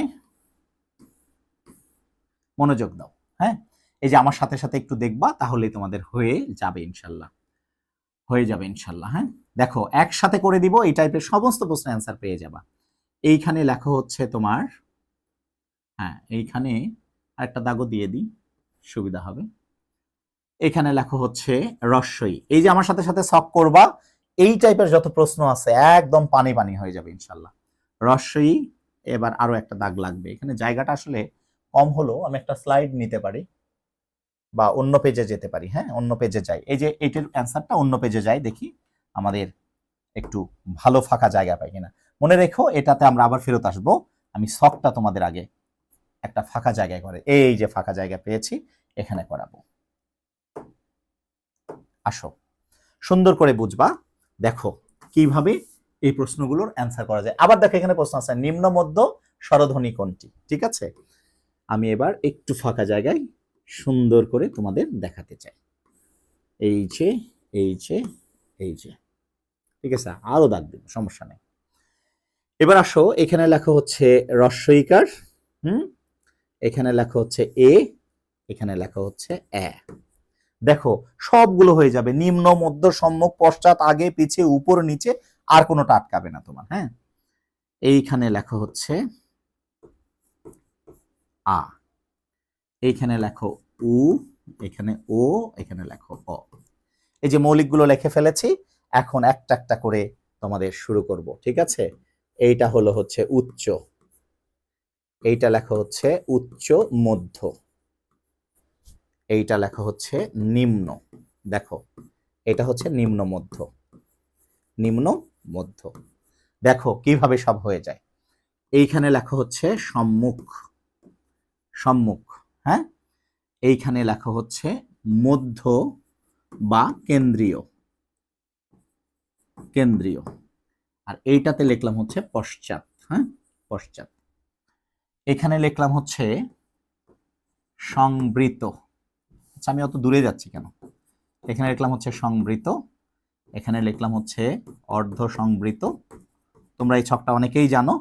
এখানে লিখলাম হচ্ছে অর্ধ বিবৃত, আর এখানে লিখলাম হচ্ছে বিবৃত। এবার তোমাকে প্রশ্ন করব এই ছক থেকে, এই ছকটি করে দিলাম, বইয়ে হয়তো ভেঙে ভেঙেও থাকতে পারে, এইভাবে ছক হয়তো নেই। এই ছকটি যদি একবার কেউ খাতায় আঁকো আর নিজে নিজে একবার প্রশ্ন করো তাহলে পেয়ে যাবো। আসলে এখানে একটা প্রশ্ন আছে, সেইটা হলো নিম্ন মধ্য স্বরধ্বনি কোনটি? নিম্ন হতে হবে এবং মধ্য হতে হবে। এই যে দেখো এটা কি নিম্ন, তারপরে মধ্য কোনটাতে আছে? এই যে মধ্য, এই যে দেখো আ, তাহলে এটার উত্তর কি হয়ে গেল? আ হয়ে গেল। ঠিক আছে, নিম্ন মধ্য স্বরধ্বনি কোনটি? এই যে নিম্নে আছে আর এটা মধ্যে আছে। ঠিক আছে, তাহলে আমরা যদি পাশের স্লাইডে যাই, দেখি তো আমাদের পাশের স্লাইডে অ্যান্সার করা যায় কিনা।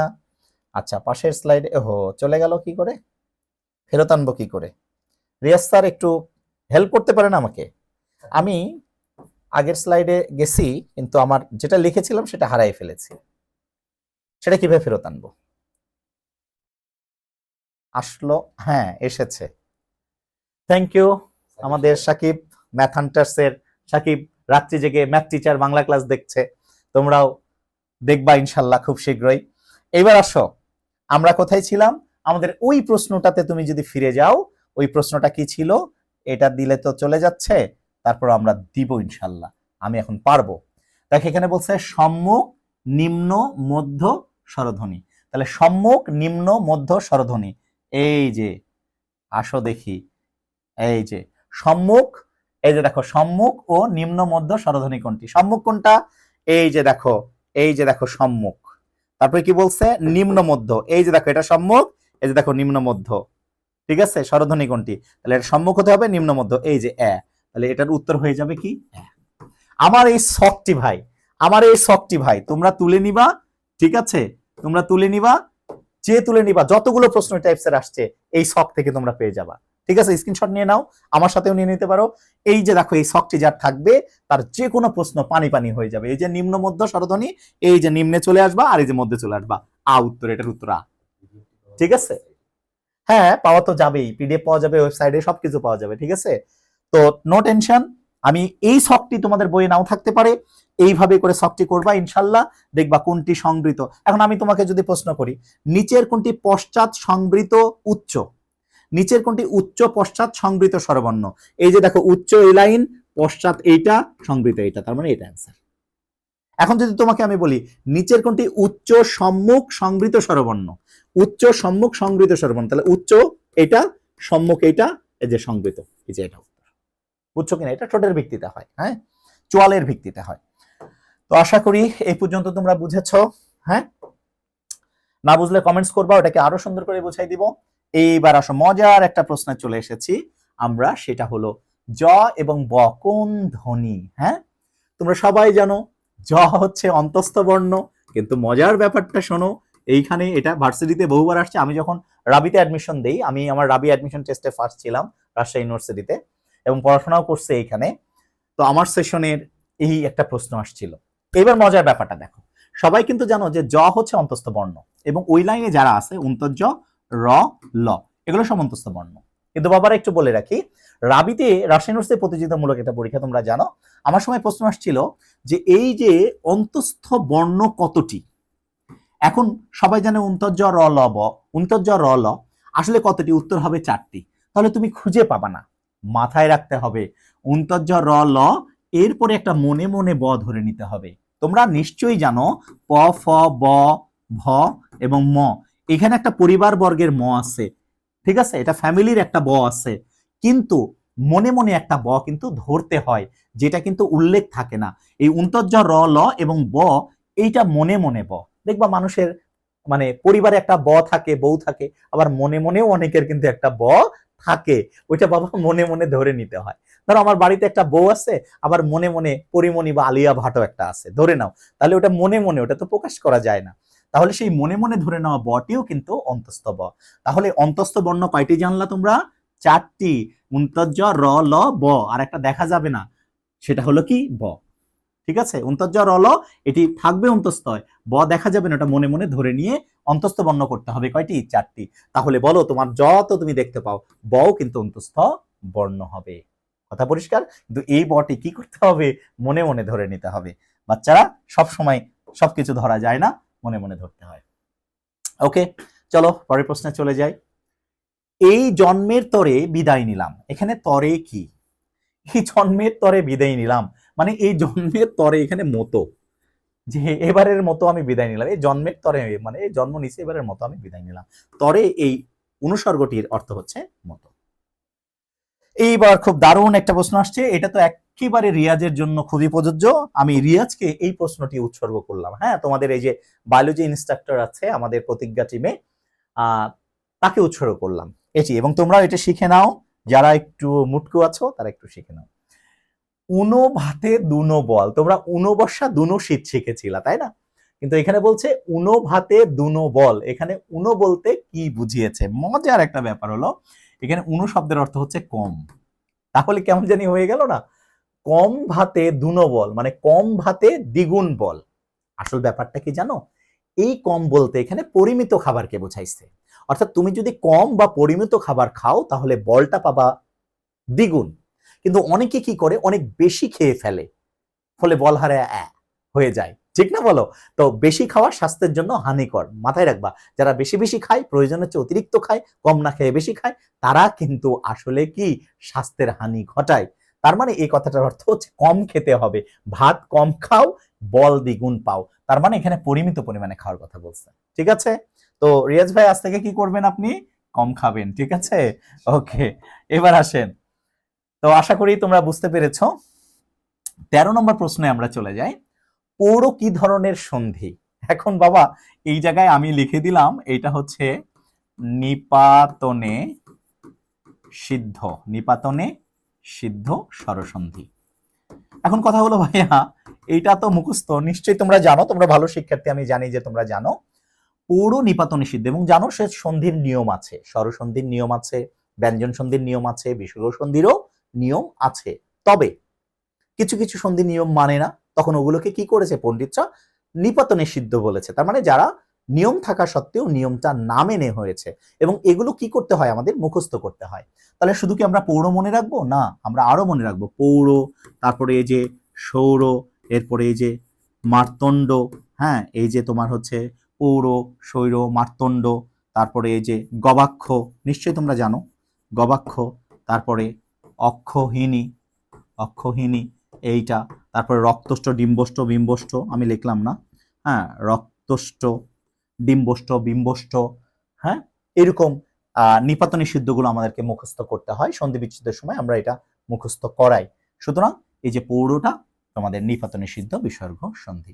এরপর ভাব সম্প্রসারণ করো, কি যে আসছে, যিনি করেছেন স্লাইড তিনি তো আসলে উত্তর করে দেননি আমাকে সবগুলো প্রশ্ন। আসলে আমি ভেবেছিলাম যে সবগুলোর উত্তর করে দিবে, উত্তরটি থাকবে, উত্তর দেখে দেখে তোমাদেরকে পড়াবো যে এটির উত্তর এটি, এটির উত্তর এটি, কিন্তু উনি সবগুলো উত্তর নাই করে দিছে, ফলে উনি বুঝেন নাই যে এটাতে কি ছিল, সেটা নাই করে দিছে। তো যাই হোক, উত্তরটি আমি ভাবছিলাম যে স্লাইডে থাকবে, উত্তরটির সাথে অপোজিট গুলো দেখে দেয়, যেহেতু তোমাদের মাল্টিপল চয়েস এখানে থাকবে, আমি উত্তরটি দেখাবো, কিন্তু মাল্টিপল চয়েসটা সবকিছু উড়াই দিছে। কোনো সমস্যা নেই, এতে করে আমার নিম্ন মধ্য স্বরধ্বনি কোনটি? এটা কি পড়ালাম? হ্যাঁ, এটাই তো পড়াইছি। তাহলে আমরা পরের স্লাইডে চলে যাই। চলো পরের স্লাইডে যাওয়া যাক। ওকে, দারোগা কোন ভাষার শব্দ? খুবই দারুণ। দেখো পর্তুগিজের শব্দের উদাহরণগুলো কিন্তু বেশি এসেছে। দারোগা এটা একটু হচ্ছে তুর্কি শব্দ, একটু লিখে নাও। তুর্কি শব্দ, আমরা যখন শব্দ ভান্ডারগুলো তোমাদের পড়াবো তখন তো নোট করে দিব, তারপরে আমি তোমাদের একটু মৌখিকভাবে একটা গল্প শোনাই, দেখো এর ভিতরে অনেক শব্দ হয়ে যাবে। হ্যাঁ, দেখো এটা কেন তুর্কি শব্দ তুমি নিজেও বুঝতে পারবা, ঠিক আছে? আমি তোমাদের একটা গল্প শোনাই। আমাদের বাড়িতে মা বাবা ঝগড়া লাগে না মাঝে মধ্যে? নিশ্চয়ই জানো মা বাবা ঝগড়া লাগে, এবং অনেক ক্ষেত্রে কিন্তু সবসময় মা যেতে, কারণ আমরা ছেলেরা সবসময় মায়ের পক্ষ নেই এবং মেয়েরা বাবার পক্ষ নেয়। তো ছেলেদের একটু শক্তি বেশি, তো এই জন্য মাই জিতে সবসময়। তো যাই হোক, ধরো দুইটা মা বাবার ঝগড়া লেগেছে, কিন্তু এবার বাবা খেপে গেছে, এত বেশি খেপে গেছে যে থামছেই না।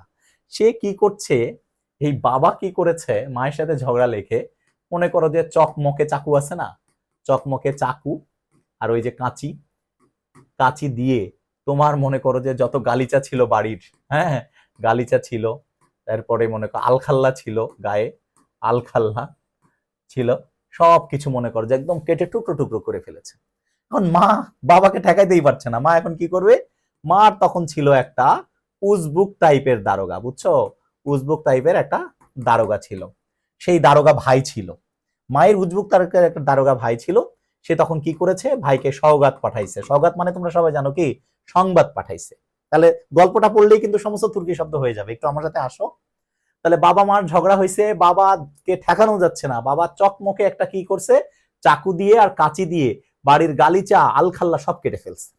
তখন মা না পেরে, উপায়ন্ত না পেরে, তার একটা উজবুক দারোগা ভাই ছিল, তাকে সওগাত পাঠাইছে, মানে কি সংবাদ পাঠাইছে, বুঝছো? তখন সে কি করবে? বোনের ডাক যেতেই হবে। তখন সে কি করছিল? তার বাড়ির যে বাবুর্চি আছে না, এই যে বাড়ির বাবুর্চি, এই বাবুর্চির যে চাকর আছে, এই চাকরের লাশের সে ময়না তদন্ত করছিল। এখন সে কি করবে, আসতেই হবে। তাই সে কি করছে, আসার আগে উর্দু ভাষায় একটা মুসলেখা মেরে দিয়েছে। জানো তো পুলিশ তো এমনি আসতে পারবে না, সে মুসলেখা লিখে দিয়ে বোনের বাসায় আসছে। আরো একটা স্টেপ গল্প আছে যেগুলো আমরা শব্দ ভান্ডারে তোমাকে দেখাবো। এবার দেখো তো, এই যে বাবা, চকমকে, চাকু, কাচি, গালিচা, আলখাল্লা, আমার গল্পটা টেনে আবার শুনতে পারো। এই যে উজবুক, দারোগা, সওগাত, বাবুর্চি, চাকর, লাশ, উর্দু, মুসলেকা, এগুলো সব কি শব্দ? এগুলো সব তুর্কি শব্দ। আর একটা স্টেপ গল্প যদি আমি শোনাতাম তাহলে তুর্কি একেবারেই হয়ে যেত, কিন্তু ক্লাস তো অনেক দীর্ঘ হয়ে যাচ্ছে, আমি একটু পিছনে ফিরে যেতে চাই। তাহলে দারোগা কোন ভাষার শব্দ বাবারা? এই যে সবাই জেনে গেছো, তুর্কি ভাষা। এটা আমি ব্যাখ্যা আজকে করব না তোমাদের সাথে, ব্যাখ্যাটা আজকে করতে যাব না। আজকে একটু ছোট করে, কাজ এবং কাল শব্দতে আয়ের উচ্চারণ দীর্ঘ নাকি রস্ব? আসলে কাজ এটাতে হচ্ছে দীর্ঘ, হ্যাঁ, আর কাল এটাতে কি রস্ব। মনে রাখবা, কাজে দীর্ঘ আর কালে রস্ব। শেষ। স্বরবর্ণের নিরপেক্ষ রূপ, এই যে দারুণ একটা প্রশ্ন করছে, ছেলে মেয়েদের জানা আছে, অযথাই মনে করছে একটু ঘুরাই দিয়ে কি করছে, ডিফিকাল্ট ক্রিটিক্যাল করার চেষ্টা করছে। আসলে কোনো ব্যাপারই না। তোমাকে যদি বলে স্বরবর্ণের নিরপেক্ষ, নিরপেক্ষ মানে কি স্বাধীন। স্বরবর্ণের নিরপেক্ষ বর্ণ বা স্বাধীন বর্ণ কয়টা? 11টা। ঠিক আছে, অর্থাৎ নিরপেক্ষ স্বরবর্ণের মোট নিরপেক্ষ বা স্বাধীন বর্ণ কয়টা আছে? 11টা আছে। নিরপেক্ষ ভাবে বা স্বাধীনভাবে চিহ্ন দিতে পারি কয়টার? 11টা। কিন্তু যদি বলে স্বরবর্ণের কার চিহ্ন আছে কয়টির, তাহলে কয়টির হবে? সবাই জানো 10টির। একটির কার নাই, কার অয়ের সবার সাথে থাকে মিশে, তাই এটাকে কি বর্ণ বলে? নীলিন বর্ণ বলে। তাহলে এখানে নিরপেক্ষ কথাটির অর্থ হলো কি? স্বাধীন। আর নিরপেক্ষ যদি না বলতো তাহলে অন্য কিছু হতো। তাহলে স্বরবর্ণের নিরপেক্ষ বা স্বাধীন বর্ণ রূপ কয়টি আছে? অ্যান্সার হলো 11টি। শেষ। এই পাশে একটা প্রশ্ন আছে, খুবই খুবই গুরুত্বপূর্ণ, আসো আমরা দেখে নিই। বাংলা ব্যাকরণ কোন কোন বিষয়ে আলোচনা করে? তোমরা জানো ব্যাকরণের আলোচ্য বিষয়, সবাই জানো আলোচ্য বিষয় অনেক থাকতে পারে, তবে প্রধান আলোচ্য বিষয় একটু জেনে রেখো, প্রধান আলোচ্য বিষয় 4টি। এটা নিয়ে অ্যাডমিশন গুলো কেমন জানি আলোচনা করে। প্রধান আলোচ্য বিষয় হলো 4টি। তাহলে ব্যাকরণের প্রধান আলোচ্য বিষয় কয়টি বাবা? 4টি। তোমরা নিশ্চয়ই জানো, 1 নম্বর হলো ধ্বনিতত্ত্ব, এটাকে ইংরেজিটাও জেনে রাখতে হয়, ফোনোলজি, ফোনোলজি। এরপরে একটা আছে হচ্ছে শব্দতত্ত্ব, শব্দ বা এটাকে আমরা রূপতত্ত্ব বলতে পারি, রূপতত্ত্ব, এটাকে বলা হয় হচ্ছে মরফোলজি। তোমাদের এগুলোও কিন্তু আসবে, ইংরেজিটাও কিন্তু আসে, মরফোলজি, মরফোলজি। ঠিক আছে। এরপরে একটা আছে হচ্ছে বাক্যতত্ত্ব, বাক্যতত্ত্ব বা এটা হলো পদক্রম। ওকে, এটাকে পদক্রম বলা যেতে পারে। কেন বলা যেতে পারে এগুলো বিশদ ক্লাসে থাকবে। এইটাকে বলা হচ্ছে সিনট্যাক্স, সিনট্যাক্স মানে সেন্টেন্স বিল্ডিং আর কি। আর প্রধান আলোচিত বিষয় আরেকটা হচ্ছে কি?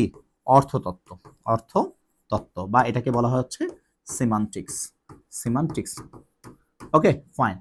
তাহলে তোমাকে যদি বাংলা ব্যাকরণের কোন কোন বিষয়ে আলোচনা করা হয়, এটা তো তোমার মাল্টিপল চয়েস থাকবে। যদি সবগুলোই থাকে তাহলে সবগুলো, অর্থাৎ ধ্বনিতত্ত্ব বা ফোনোলজি, শব্দতত্ত্ব, রূপতত্ত্ব বা মরফোলজি, বাক্যতত্ত্ব বা পদক্রম বা সিনট্যাক্স এবং অর্থতত্ত্ব। হ্যাঁ, তবে জেনে রাখা ভালো এইখানে অপ্রধান আরো কিছু বিষয় আছে, বুঝছো? অপ্রধান কিছু বিষয় আলোচনা হয়, যেমন একটা হলো অভিধান তত্ত্ব, অভিধান তত্ত্ব, আর একটা আছে হচ্ছে ছন্দ বা অলংকার তত্ত্ব, ছন্দ বা অলংকার তত্ত্ব। তোমরা এটা সবাই জানো হয়তোবা, অলংকার তত্ত্ব। এই দুইটা তত্ত্ব কিন্তু প্রধান নয়, তবে ব্যাকরণের আলোচিত বিষয়, তবে এই দুইটা প্রধান নয়। ঠিক আছে, তাহলে প্রধান আলোচিত বিষয় কয়টা?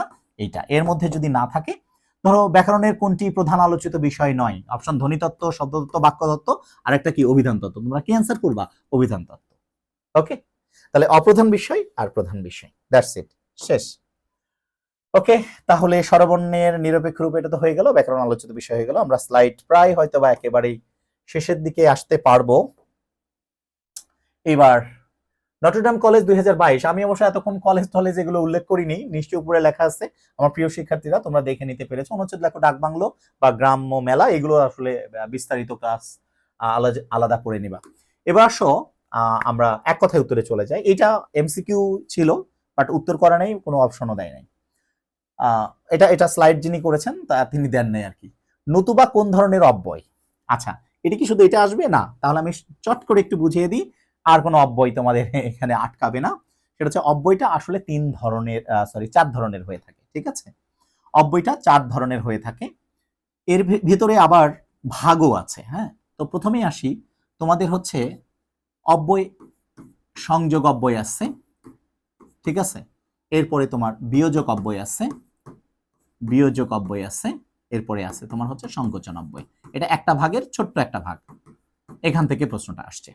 সংযোজন অব্যয়, বিয়োজন অব্যয় এবং সংকোচন অব্যয়, এটা হচ্ছে অব্যয়ের 4টা ভাগের ভিতরে প্রথম ভাগ। এবার দেখো নতুবা আমরা কোথায় ব্যবহার করি? সংযোজন করতে ব্যবহার করি না।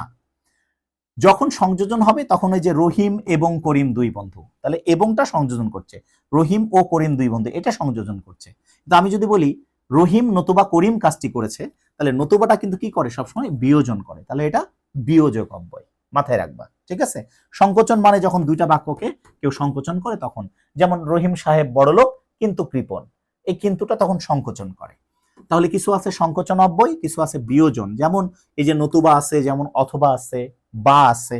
তাহলে এই যে নতুবা অথবা বা অথবা কিংবা, হ্যাঁ, মন্ত্রের সাধন কিংবা শরীরের পাতন, হ্যাঁ, এই যে নতুবা কিংবা এরপরে বা এরপরে অথবা, এগুলো কি করে? একটা থেকে আরেকটা মাইনাস করে, বিয়োজন করে, এই জন্য নতুবা হচ্ছে বিয়োজক অব্যয়। আশা করি বুঝেছ। এরপরে চলে যাচ্ছি আমরা পরের প্রশ্নতে চলে যাচ্ছি। ল কি ধরনের ধ্বনি? তোমরা জানো ল আমাদের ব্যঞ্জন বর্ণের একটা পার্শ্বিক বর্ণ বা পার্শ্বিক ধ্বনি। এখন প্রশ্ন হলো ল পার্শ্বিক, এটা তো জানো এবং সবাই নিশ্চয়ই জানো। ল ল ল বলার সময় দুই পাশ দিয়ে বাতাস বের হচ্ছে, মাঝখানে জিহ্বাটা দন্তে ঠেকে যাচ্ছে। এই দুই পাশ দিয়ে বাতাস বের হওয়ার জন্য এটাকে আমরা কি বলি? পার্শ্বিক বর্ণ বলে থাকি। তাহলে ল হচ্ছে পার্শ্বিক ধ্বনি। উচ্ছেদ, এটা কি আর করে দিব? উত যোগ ছেদ। এটাকে যদি সংক্ষিপ্ত করো কার কার হইছে, তাহলে খণ্ডত্বকে ভেঙে লিখলে আবার এরকম হবে, আর এটা এরকম হবে। উত্তরে কি দেওয়া আছে? সন্ধি বিচ্ছেদ কোন নিয়মে সাধিত সন্ধি? অপশনে এটাও থাকতে পারে, এই যে লাস্টের দুইটাও থাকতে পারে। হ্যাঁ, তোমাকে খেয়াল করতে হবে এই খণ্ডত্ব মানে কিন্তু তয়ের নিচে হসন্ত, আর এখানে সে আছে, এই দুইটার সংযোগেই কিন্তু মূলত সন্ধিটা হয়েছে। উচ্ছ্বাসটা কিন্তু একটু ডিফারেন্ট, বুঝছো? এইটা হলো উত যোগ, এখানে ছাস হওয়ার কথা ছিল, কিন্তু এইটা হবে শ্বাস, উত যোগ শ্বাস।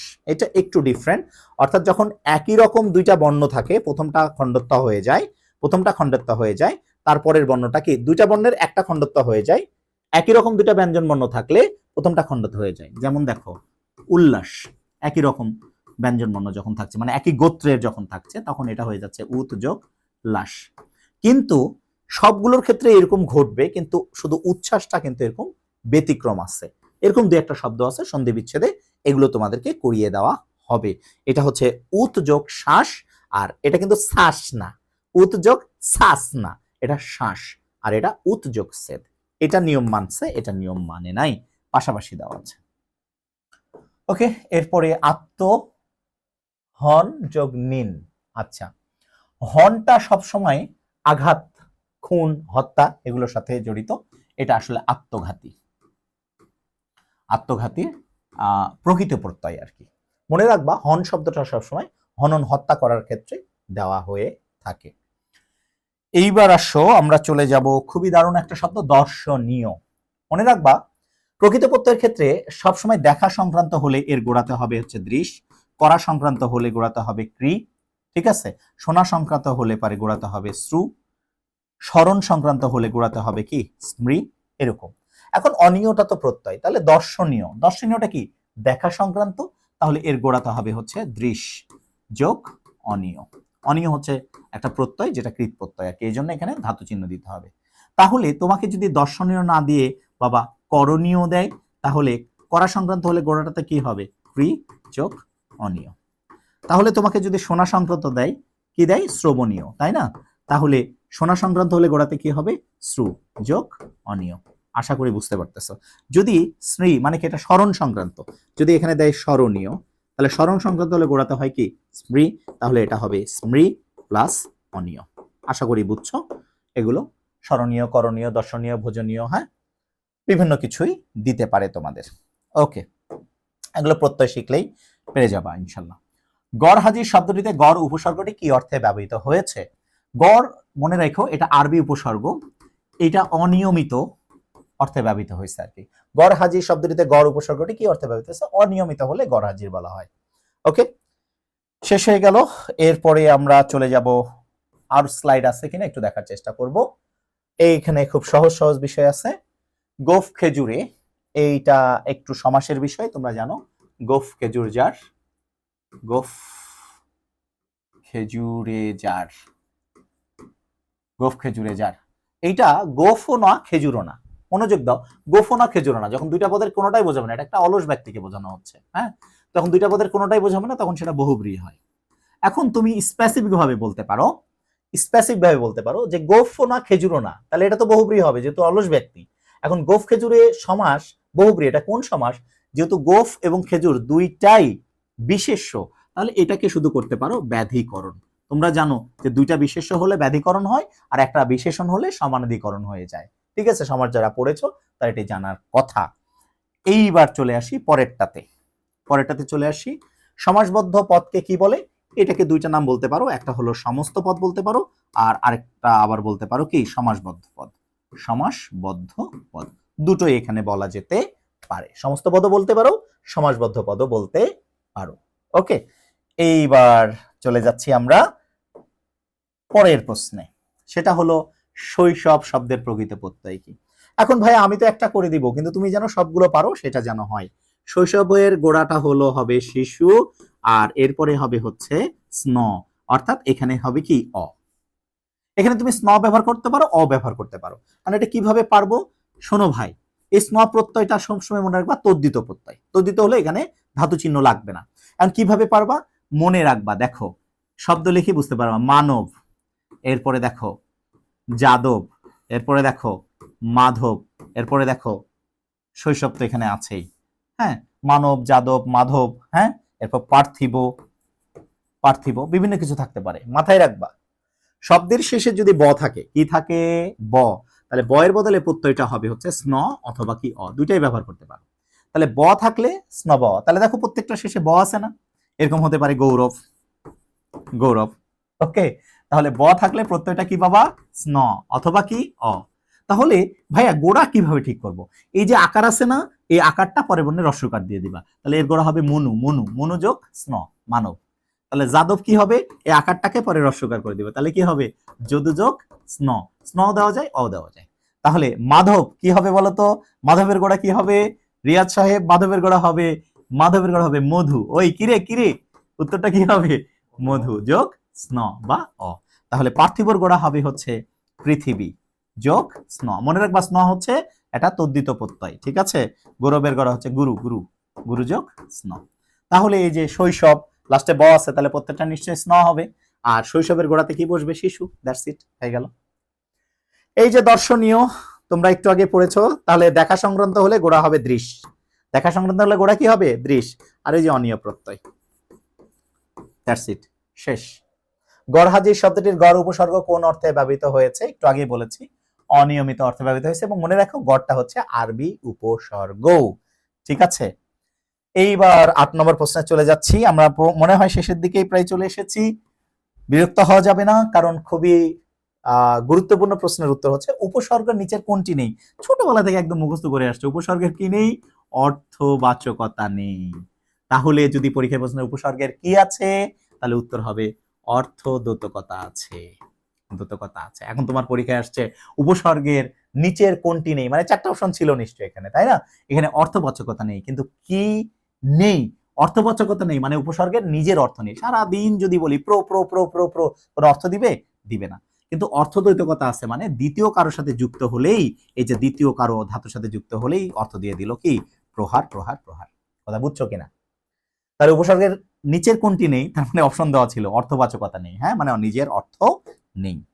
এবার আমি চলে যাচ্ছি লাস্ট স্লাইডের দিকে, চলে আসছি ইনশাল্লাহ আমরা। ওকে, এবার আসো হলিক্রস কলেজ 2021 সালের একটা প্রশ্ন, ধ্বনি উৎপাদনের ক্ষেত্রে মুখ বিব্বরের মানে মুখের ভিতরে, হ্যাঁ, মুখ বিব্বরের উচ্চারণের মূল উপকরণ কোনটি? অর্থাৎ মুখ বিব্বরের ভিতরে বলছে, কণ্ঠনালী এদিকে বলেনি, মুখ বিব্বরের দুইটা গুরুত্বপূর্ণ উপকরণ একটু খেয়াল করে দেখো, একটা হলো তোমার জিহ্বা, জিহ্বা, আর একটা হলো ঠোঁট, এই দুইটা খুবই গুরুত্বপূর্ণ উপকরণ, হ্যাঁ।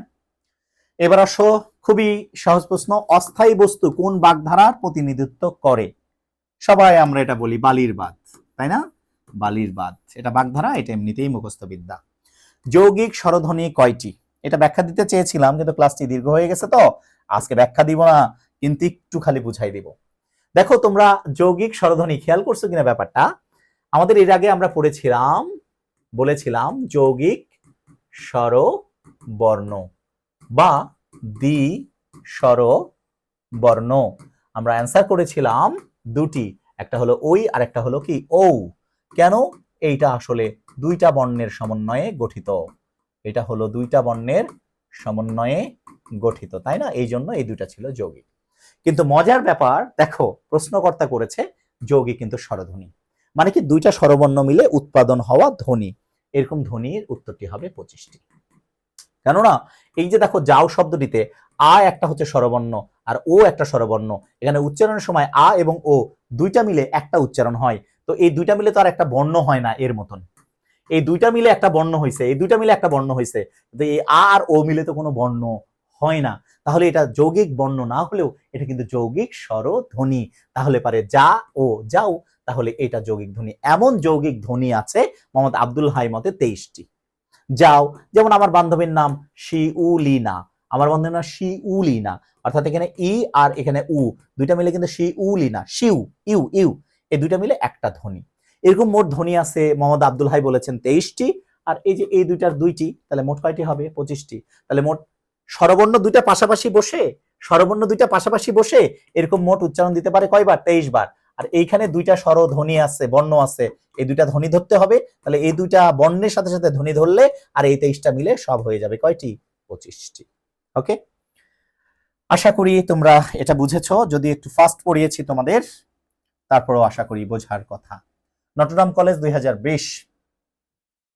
আচ্ছা, এইবার আসো প্রকৃতি ও প্রত্যয় বাংলা ব্যাকরণের কোন অংশের আলোচ্য বিষয়? মনে রাখবা বাংলা ব্যাকরণের আলোচ্য বিষয় একটু আগে দেখাইছি তোমাদের কয়টি? 4টি। ধ্বনিতত্ত্ব, শব্দতত্ত্ব, বাক্যতত্ত্ব এবং কি অর্থতত্ত্ব। এখন শব্দতত্ত্ব মানে যারা নতুন নতুন শব্দ গঠন করে। তোমরা জানো সমাস নতুন নতুন শব্দ গঠন করে, উপসর্গ নতুন নতুন শব্দ গঠন করে, এবং তোমরা বাংলা শব্দ গঠন নামে যে অধ্যায়টি পড়েছো সেখানে কিন্তু এই শব্দ গঠন আছে।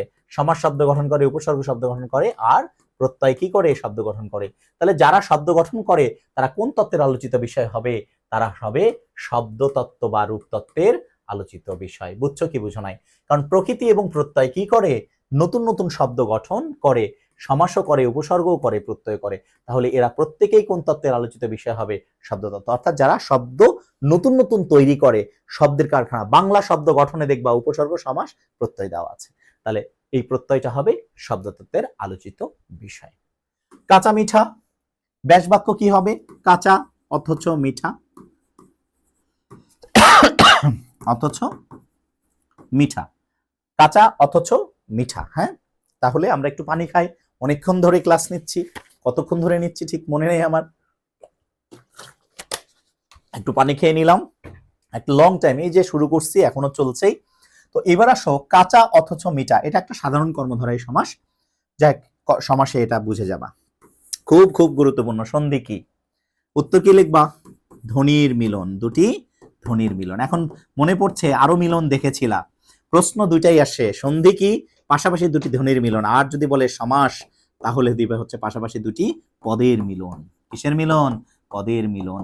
তোমাদের কিন্তু গার্লফ্রেন্ড বয়ফ্রেন্ডের মিলন, ওইটা কি হবে? ওইটা হবে বিয়ে, ঠিক আছে? ওইটা কি হবে? বিয়ে। তাহলে বিয়ে ইকুয়াল টু কি? পাশাপাশি দুইটা গার্লফ্রেন্ড বয়ফ্রেন্ডের মিলন হয়ে যাবে হচ্ছে বিয়ে। পাশাপাশি দুটি পদের মিলন কি হবে? সমাস। আর পাশাপাশি দুটি ধ্বনির মিলন হলে হবে সন্ধি। তাহলে বাবা কি বললাম? সন্ধি কি? পাশাপাশি দুটি ধ্বনির মিলন। আর সমাস কি? পাশাপাশি দুটি পদের মিলন। আর বিয়ে কি? পাশাপাশি দুটি একটি ছেলে ও একটি মেয়ের মিলন, সেটা হয়ে যাবে কি? বিয়ে। আশা করি বুঝছো। যাই হোক, এর চেয়ে বাড়িয়ে আর বললাম না। এখন আমরা চলে যাচ্ছি পরের পদে, পরের স্লাইড, এবং শেষই হচ্ছে না যে। ওকে, খুব দ্রুত শেষ করার চেষ্টা করছি। চলো, ছেলে তো নয় যেন আগুনেরই গোলা, না এটা দেওয়া নাই তো। ছেলে তো নয় আগুনের গোলা, সেটা থাকলে তো উত্তরোত্তরই আছে। তো যাই হোক, মমিত হতে পারতো। ছেলে তো নয় যেন আগুনের গোলা, উত্তর কি হবে? মমিত। তো ছেলে তো নয় যেন ননির পুতুল, এইখানে লক্ষ্য করে দেখো যেন শব্দটি কি? এই ছেলে তো নয় যেন ননির পুতুল, এখানে একটু অবজ্ঞা করে বলতে পারো, বা এখানে ব্যঙ্গ করে কিন্তু এটা ব্যঙ্গ করে কিন্তু এটা ব্যবহার করা হয়েছে। তাহলে এই যেন এইটি কিন্তু ব্যঙ্গাত্মক অর্থে ব্যবহৃত হয়েছে। ঠিক আছে, এবার বাংলা ভাষার অর্ধমাত্রা বর্ণ কয়টি?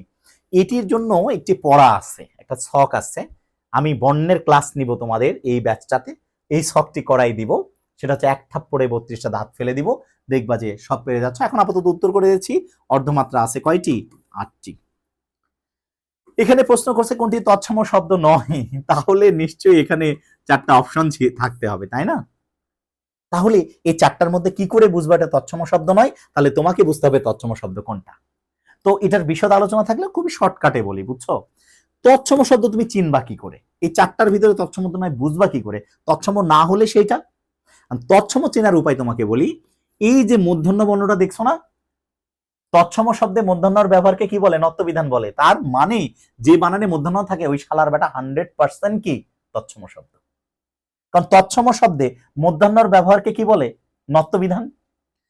কয়েকটা হাতে গোনা শব্দ বাদে যে শব্দের বানানে মূর্ধন্য থাকে সেটাও তৎসম শব্দ। মনে রাখবা, ছোটবেলায় মুখস্থ করছিলাম যে সকল শব্দ সংস্কৃত থেকে সরাসরি বাংলা ভাষায় এসেছে তাদেরকে তৎসম শব্দ বলে, তৎসম শব্দ বলে। যেমন চন্দ্র, সূর্য, গৃহ, নক্ষত্র, পাত্র, ভবন, মনুষ্য। কি যে মুখস্থ করছি, মুখস্থ করতে হবে না, এদিকে আসো। তাহলে বানানে মূর্ধন্য থাকলে 100% তৎসম শব্দ, মূর্ধন্য থাকলে হাতে গোনা কয়েকটা শব্দ বাদ দিয়ে সবই তৎসম শব্দ। কোন শব্দের বানানে রিকার, রেফ, রফলা, জফলা, খিও, এই যে বর্কিত জয় ইও, ঠিক আছে, এই চিহ্নগুলো যদি বাবা কারোর সাথে থাকে সেগুলো সব তৎসম শব্দ। বুঝছো না? তাহলে এই যে চন্দ্র বলতো কি শব্দ? তৎসম। আমরা হাইরে মুখস্থ করছি। এই যে নক্ষত্র কি শব্দ? তৎসম। এই যে ধর্ম কি শব্দ? তৎসম। ভাই এখানে রেফ আছে, এখানে রফলা আছে, এখানে রফলা আছে। এখন ছোটবেলায় মুখস্থ করছি ব্যাকরণ ব্যাকরণ ব্যাকরণ, ব্যাকরণ একটা তৎসম তৎসম তৎসম সংস্কৃত ভাষার শব্দ। আরে ভাই ব্যাকরণ বানানে তো এখানে কি মূর্ধন্য আছে, এখানে জফলা আছে, তাহলে তো এটা তৎসম শব্দ হবেই। তাহলে যখন তোমার 4টা অপশন থাকবে তখন দেখবে বানানে মূর্ধন্য থাকা, মূর্ধন্যস থাকা, রিকার, রেফ, রফলা, জফলা, খিও, বর্কিত জয় ইও থাকা। আরো কিছু সিমটম আছে, সেগুলো বিশদ ক্লাস ছাড়া এখানে সম্ভব না। তাহলে এই অপশনগুলো খুঁজে বের করবা কিভাবে? এই চিহ্নগুলো লক্ষ্য করবা, যাদের ভিতর আছে তারা তৎসম, এই চিহ্নের বাইরে সব হয়ে যাবে কি অন্যান্য ভাষার শব্দ। এখানে কি ছিল আল্লাহ মালুম ভালো জানে।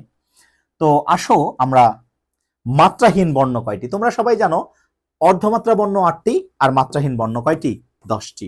এই 8টি 10টি পূর্ণমাত্রা, এগুলোর ইনশাল্লাহ বিশদ ক্লাসে আমি তোমাদের দেখাবো, খুব চমৎকার করে এগুলো মনে রাখা যায়। বহুব্রীহি সমাস কত প্রকার? বহুব্রীহি সমাস কয় প্রকার? 8 প্রকার, তাই না? জানো সবাই। এখন তোমরা এসএসসির বাচ্চারা যে বইয়ে কয় প্রকার পড়ছো এটা তো কম দেওয়া থাকতে পারে, মূল একটু দেখো মিলাই নাও।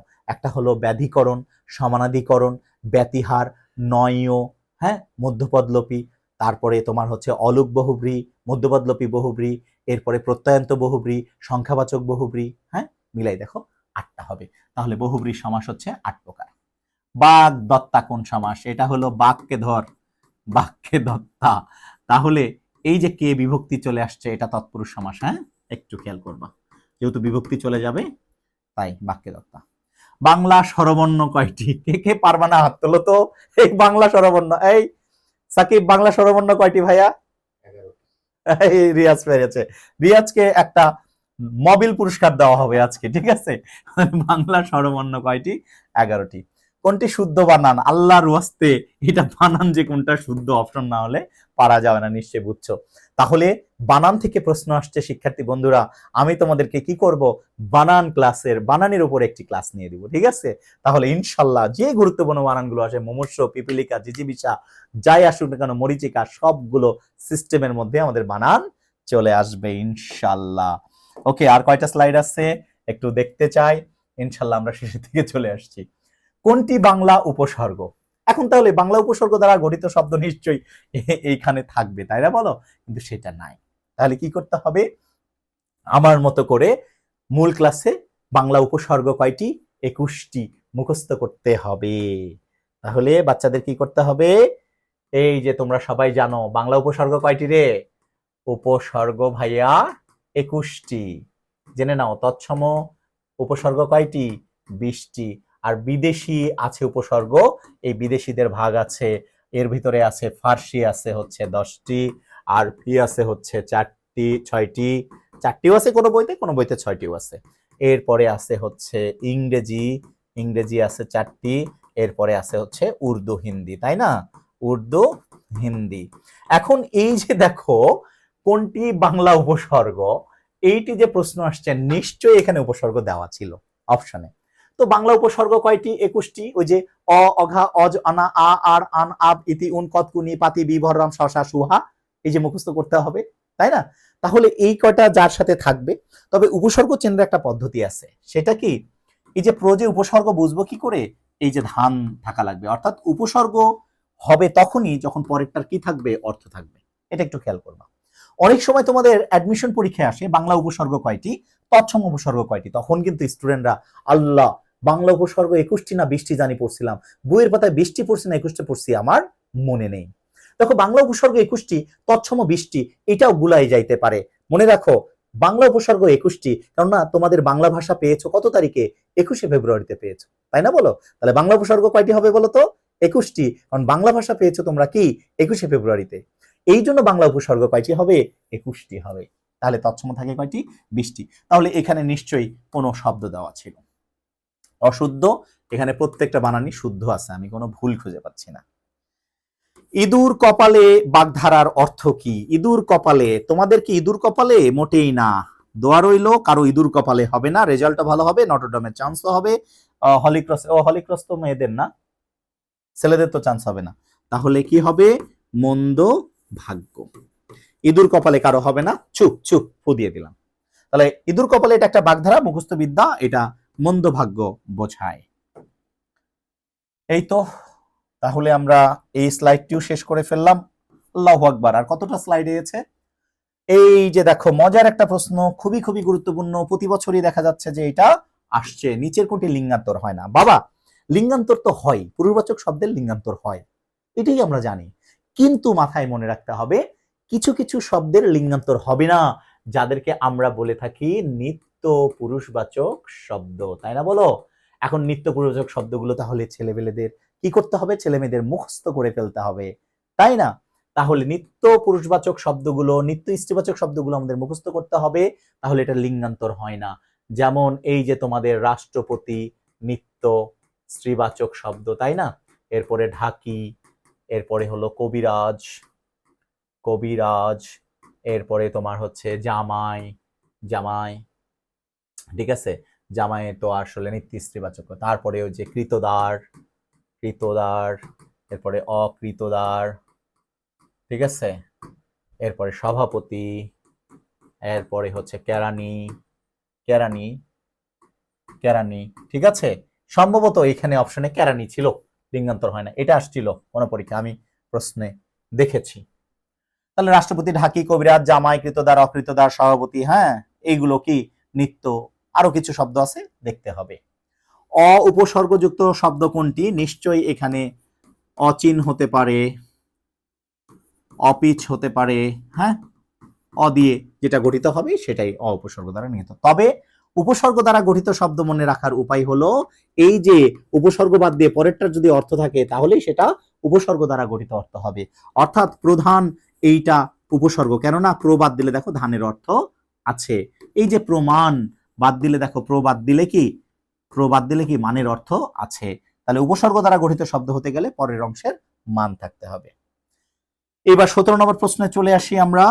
অল্পপ্রাণ ধ্বনি, অল্পপ্রাণ ধ্বনির মতো উচ্চারিত হলে তাকে বলে, ও সরি আমি একটু ভুল বলেছি, খুবই দুঃখিত, তোমাদের কি বলবো, হাতে দুইটা পা দিয়ে অনুরোধ করছি, আমাকে মাফ করে দিও। এই যে দেখো মহাপ্রাণ ধ্বনির জায়গায় অল্পপ্রাণ বলে ফেলেছি। মহাপ্রাণ ধ্বনি অল্পপ্রাণ ধ্বনির মতো উচ্চারিত হলে তাকে বলা হয় ক্ষীণায়ন। ক্ষীণায়ন, তোমরা জানো যে মহাপ্রাণ যদি অল্পপ্রাণে পড়ে যায় তাহলে হবে হচ্ছে ক্ষীণায়ন। যেমন আমরা পুকুর বলি অনেকে, তাই না? আসলে এই শব্দটা কি ছিল? পুকুর, পুকুর। লক্ষ্য করে দেখো কটা কিন্তু অল্পপ্রাণ, কিন্তু পুকুর বলার সময় বলে ফেলছি কি পুকুর। তাহলে এই খটা যে বলি এটা ক্ষীণায়ন, ঠিক আছে?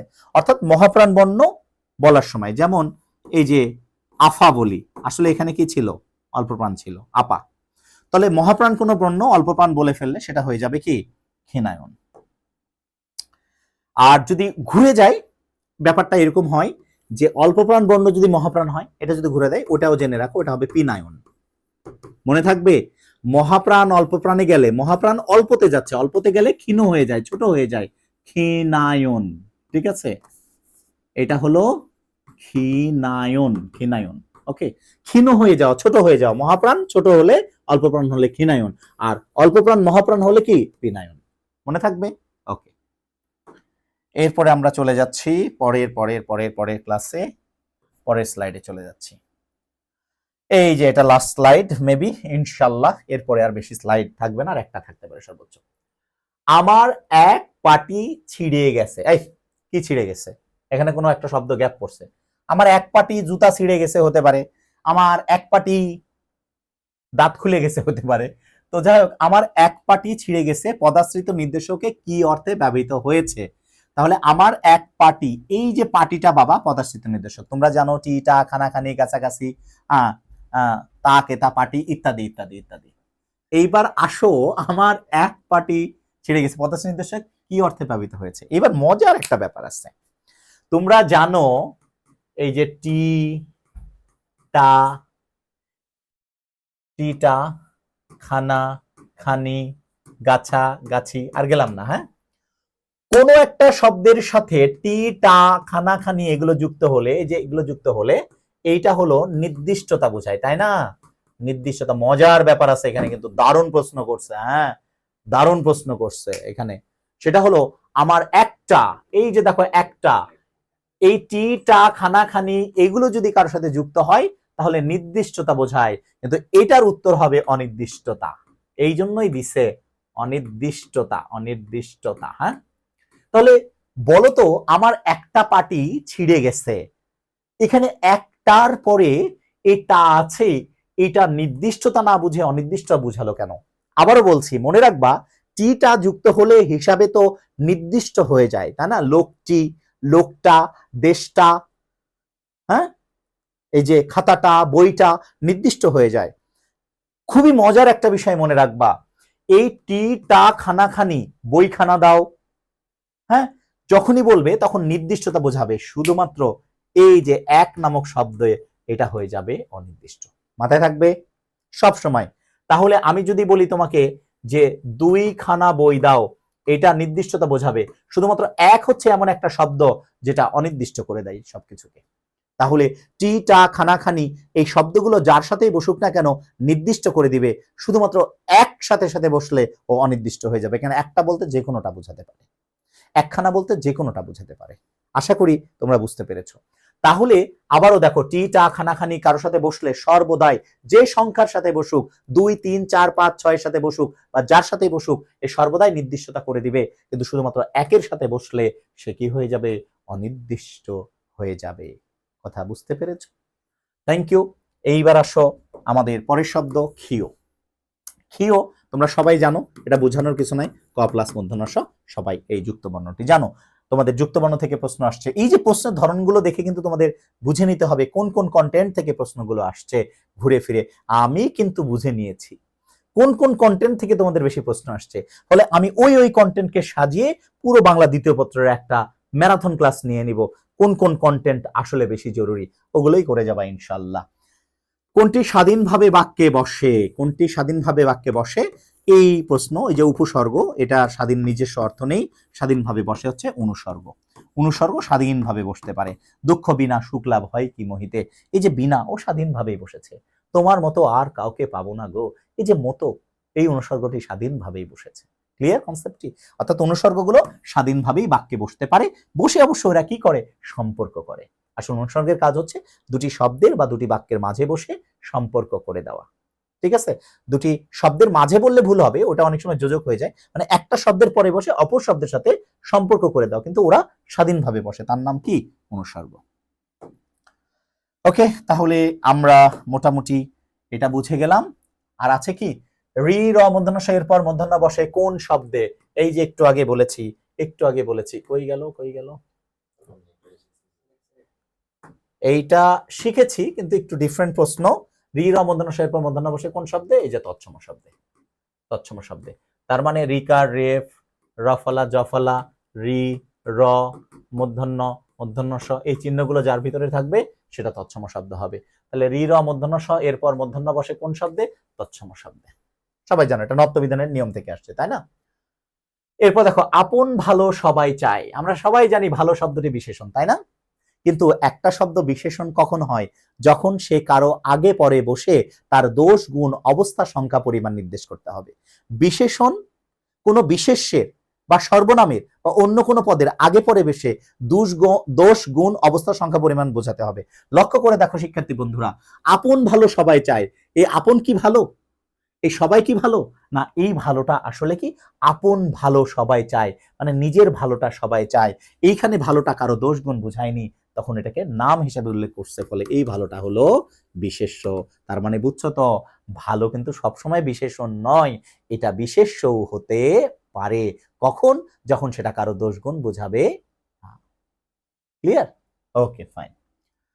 এরপরে খুব গুরুত্বপূর্ণ, জাপানি রিকশা। বুঝো, রিকশা থেকে কি রিস্কা, এটি কোন ধরনের ধ্বনি পরিবর্তন? ধ্বনি পরিবর্তন একটা ভার্স অধ্যায়, তুমি জানো, একটা ভার্স্ট অধ্যায়। এখন এই জায়গাটাতে একটু বুঝাই দিই আমি। যখন দুইটা ব্যঞ্জন বর্ণ পাশাপাশি জায়গা চেঞ্জ করে, দুইটা ব্যঞ্জন বর্ণ যখন পাশাপাশি জায়গা চেঞ্জ করে, সেটাকে বলা হয় হচ্ছে ধ্বনি বিপর্যয়। কি বলতো? ধ্বনি বিপর্যয়। একটু আগে বলেছি, এই তোমরা এই প্রশ্নটা ঝালেমার। দেখো আমি বললাম ঝামেলা, অরিজিনাল শব্দটা কি? ঝামেলা, আর আমি মুখ ফুসকে বলে ফেলেছি কি? ঝালেমা।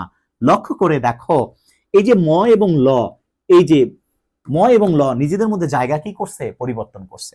যখন দুইটা ব্যঞ্জন বর্ণ নিজেদের মধ্যে জায়গা পরিবর্তন করে, তখন তাকে বলা হয় কি? ধ্বনি বিপর্যয়। যেমন আমাদের গ্রামে গেলে আমার দাদি বলছে যে নাতি আসছিস, তোকে তো মুরগি দিয়ে আজকে বাড়ির মুরগিটা দিকে তোকে খাওয়াবো। এই আজকে এই মুরগিটা ধর বলতে গিয়ে আমার দাদি বলবেছে এই মুগরিটা ধর ধর ধর ধর মুগরি। তাহলে আসলে শব্দটা কি ছিল? মুরগি। এটা হয়ে গেছে কি? মুগরি। তাহলে মুগরি। তাহলে দেখো র এবং গ কি করেছে? নিজেদের মধ্যে জায়গা চেঞ্জ করছে। অবশ্যই শুধু ব্যঞ্জন বর্ণ জায়গা চেঞ্জ করবে, স্বরবর্ণ জায়গা চেঞ্জ করবে না। আমি এই যে লাফ বলতে গিয়ে এই তোরা এত ফাল পারিস কেন, এই রিয়াজ সাকিব তোরা এত ফাল পাচ্ছিস কেন, তাহলে এই যে ল আর ফ দেখো আকার কিন্তু জায়গা চেঞ্জ করেনি। তাহলে দুটো ব্যঞ্জন বর্ণ যখন পাশাপাশি জায়গা চেঞ্জ করবে, এমন সব উদাহরণগুলোকে আমরা বলবো কি? ধ্বনি বিপর্যয়। লক্ষ্য করো শিক্ষার্থী বন্ধুরা, এখানে ক এবং স আছে, এই জায়গায় কিন্তু এই যে ক এবং স জায়গা চেঞ্জ করছে। আগে ক ছিল, পরে স, আর এই যে আগে স পরে ক হয়ে গেছে। তাহলে আমরা রিক্সা বলতে গিয়ে, মনে রেখো রিক্সা কিন্তু জাপানি শব্দ, হ্যাঁ, মাঝে মধ্যে পরীক্ষায় আসে। রিক্সা বলতে গিয়ে রিস্কা রিস্কা বলে ফেলি, তো এইটা যখন জায়গা চেঞ্জ করবে তখন সেটা হয়ে যাবে আমাদের ধ্বনি বিপর্যয়। ওকে, আমরা অনেক সময় নজরুল বলতে গিয়ে গ্রামের পান চাবাতে চাবাতে মুরব্বীরা নজরুলকে বলে এই নজরুল মোদের জাতীয় কবি নজরুল, তাহলে নজরুলকে কেউ নজরুল বানাই ফেলছে, তাই না? তাহলে এটা ধ্বনি বিপর্যয়। তাহলে আমরা জানলাম দুটি ব্যঞ্জন বর্ণ পাশাপাশি জায়গা চেঞ্জ করলে সেটা হয়ে যাবে ধ্বনি বিপর্যয়। ওকে, ক্লিয়ার হয়েছে এ পর্যন্ত? দেখি আর কিছু আছে কিনা। এই যে শেষ, মেবি আর পরে নাই। ও সাবাস, আর নাই, ঠিক আছে, তোমাদের ক্লাস শেষ। আর মাত্র দুটি প্রশ্নের অ্যান্সার করে দিলে শেষ হয়ে যাবে। আমি জানি না ক্লাসের ডিউরেশন ঠিক কতটুকু হলো। ক্লাসের প্রথম প্রশ্নে দাঁড়িয়েছি এবং শেষ প্রশ্নে এসেই শেষ করছি। আমাকে কেউ কিছু খেতেও দেয়নি, এরা খুবই নিষ্ঠুর। এই যে ম্যাথ হান্টার্সের আমাদের সাকিব আছে, একটা ছোট ভাই, কিছুই খেতে দিল না। তো আসো কোন বাক্যটি যৌগিক ক্রিয়া আছে? বাবারে, এইখানে কিন্তু কি ঘটলো? কোন বাক্যটিতে যৌগিক ক্রিয়া? এখন যৌগিক ক্রিয়া নিশ্চয়ই এখানে তোমাদের 4টা বাক্য ছিল, আমার হাতে দেওয়া নাই। তো যৌগিক ক্রিয়াটা পরিষ্কার করে দিই, যে কোনো বাক্য থেকে খুঁজে বের করে নিও।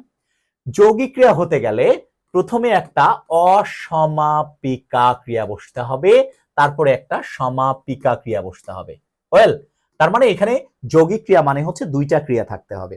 দুইটা ক্রিয়া থাকলেই শুধু হবে না, প্রথমটি অসমাপিকা, তারপরটি কি হতে হবে? সমাপিকা করতে হবে। যেমন রিয়াজ কি করলো, এই যে রিয়াজকে দিয়ে আজকে শেষ উদাহরণটি দিব। রিয়াজ কথা, সরি, রিয়াজ কথা বলতে, দেখো বলতে একটা ক্রিয়া না, কিন্তু এই ক্রিয়াটা দেখো অসমাপিকা ক্রিয়া। রিয়াজ কথা বলতে থাকলো, রিয়াজ কথা বলতে থাকলো। তাহলে লক্ষ্য করে দাও, রিয়াজ কথা বলতে, এই বলতে অসমাপিকা ক্রিয়া, থাকলো সমাপিকা ক্রিয়া, এই দুইটা মিলে আমরা বলবো যৌগিক ক্রিয়া। যেমন লোকটি হাঁটতে লাগলো, এই কথাটি তোমরা শুনে রাখো। এই যে আমি যদি বলি কথাটি শুনে, তাহলে কি অসমাপিকা ক্রিয়া না? তারপর বললাম রাখো, তাহলে এই শুনে রাখো দুইটা মিলে হয়ে যাবে হচ্ছে আমাদের যৌগিক ক্রিয়া। তাহলে যৌগিক ক্রিয়া হতে গেলে প্রথমটি অসমাপিকা, পরেরটি সমাপিকা হবে। আমি এই যে ক্লাস নিতে লাগলাম, এই যে নিতে লাগলাম, যৌগিক ক্রিয়া। যৌগিক মানে দুটো ক্রিয়া, অসমাপিকা আরেকটি কি সমাপিকা। ক্লিয়ার? দুটো থাকতে হবে। এই যে লাস্ট প্রশ্ন আজকের, ইয়াহু শেষ প্রশ্ন, গুলি, গুলা, গুলো, গুলিন এগুলো কিসের উদাহরণ? সবাই জানে, সবাই জানে।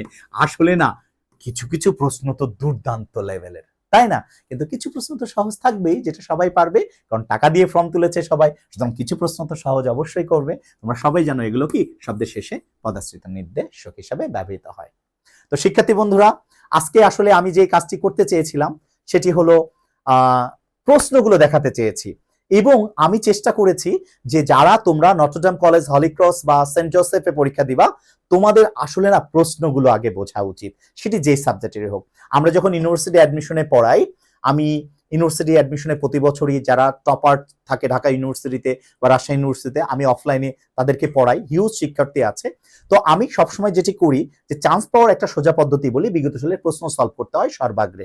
কারণ কোন কন্টেন্টটি ইম্পর্টেন্ট এটি তোমার আগে বোঝা দরকার, তুমি কোনটি পড়বা, কোনটি বিশেষ গুরুত্বপূর্ণ, এইটি ধরতে হবে। কারণ admission one kinds of technique and technology, you have to set up here. তোমাকে এইটা সেট আপ দিতে হবে মাথায়, কারণ এখানে হিউজ পরীক্ষার্থী, ল্যাং মেরে ফেলে জয় করতে হবে এখানে। ফলে যতটা না পড়া জরুরি তার চেয়ে বেশি জরুরি প্রশ্নটাকে বুঝে পড়া। তো আমি আজকে প্রশ্ন অ্যানালাইসিসটি এই জন্যই করেছি যে কোন ধরনের প্রশ্ন আসে তোমাদের, এটি যেন তোমরা প্রথমে বুঝে নিতে পারো। ঠিক আছে? ক্লাসের ভিতরে ভুল ত্রুটি হতেই পারে, আমি অনলাইন টিচার নয়, অফলাইন টিচার।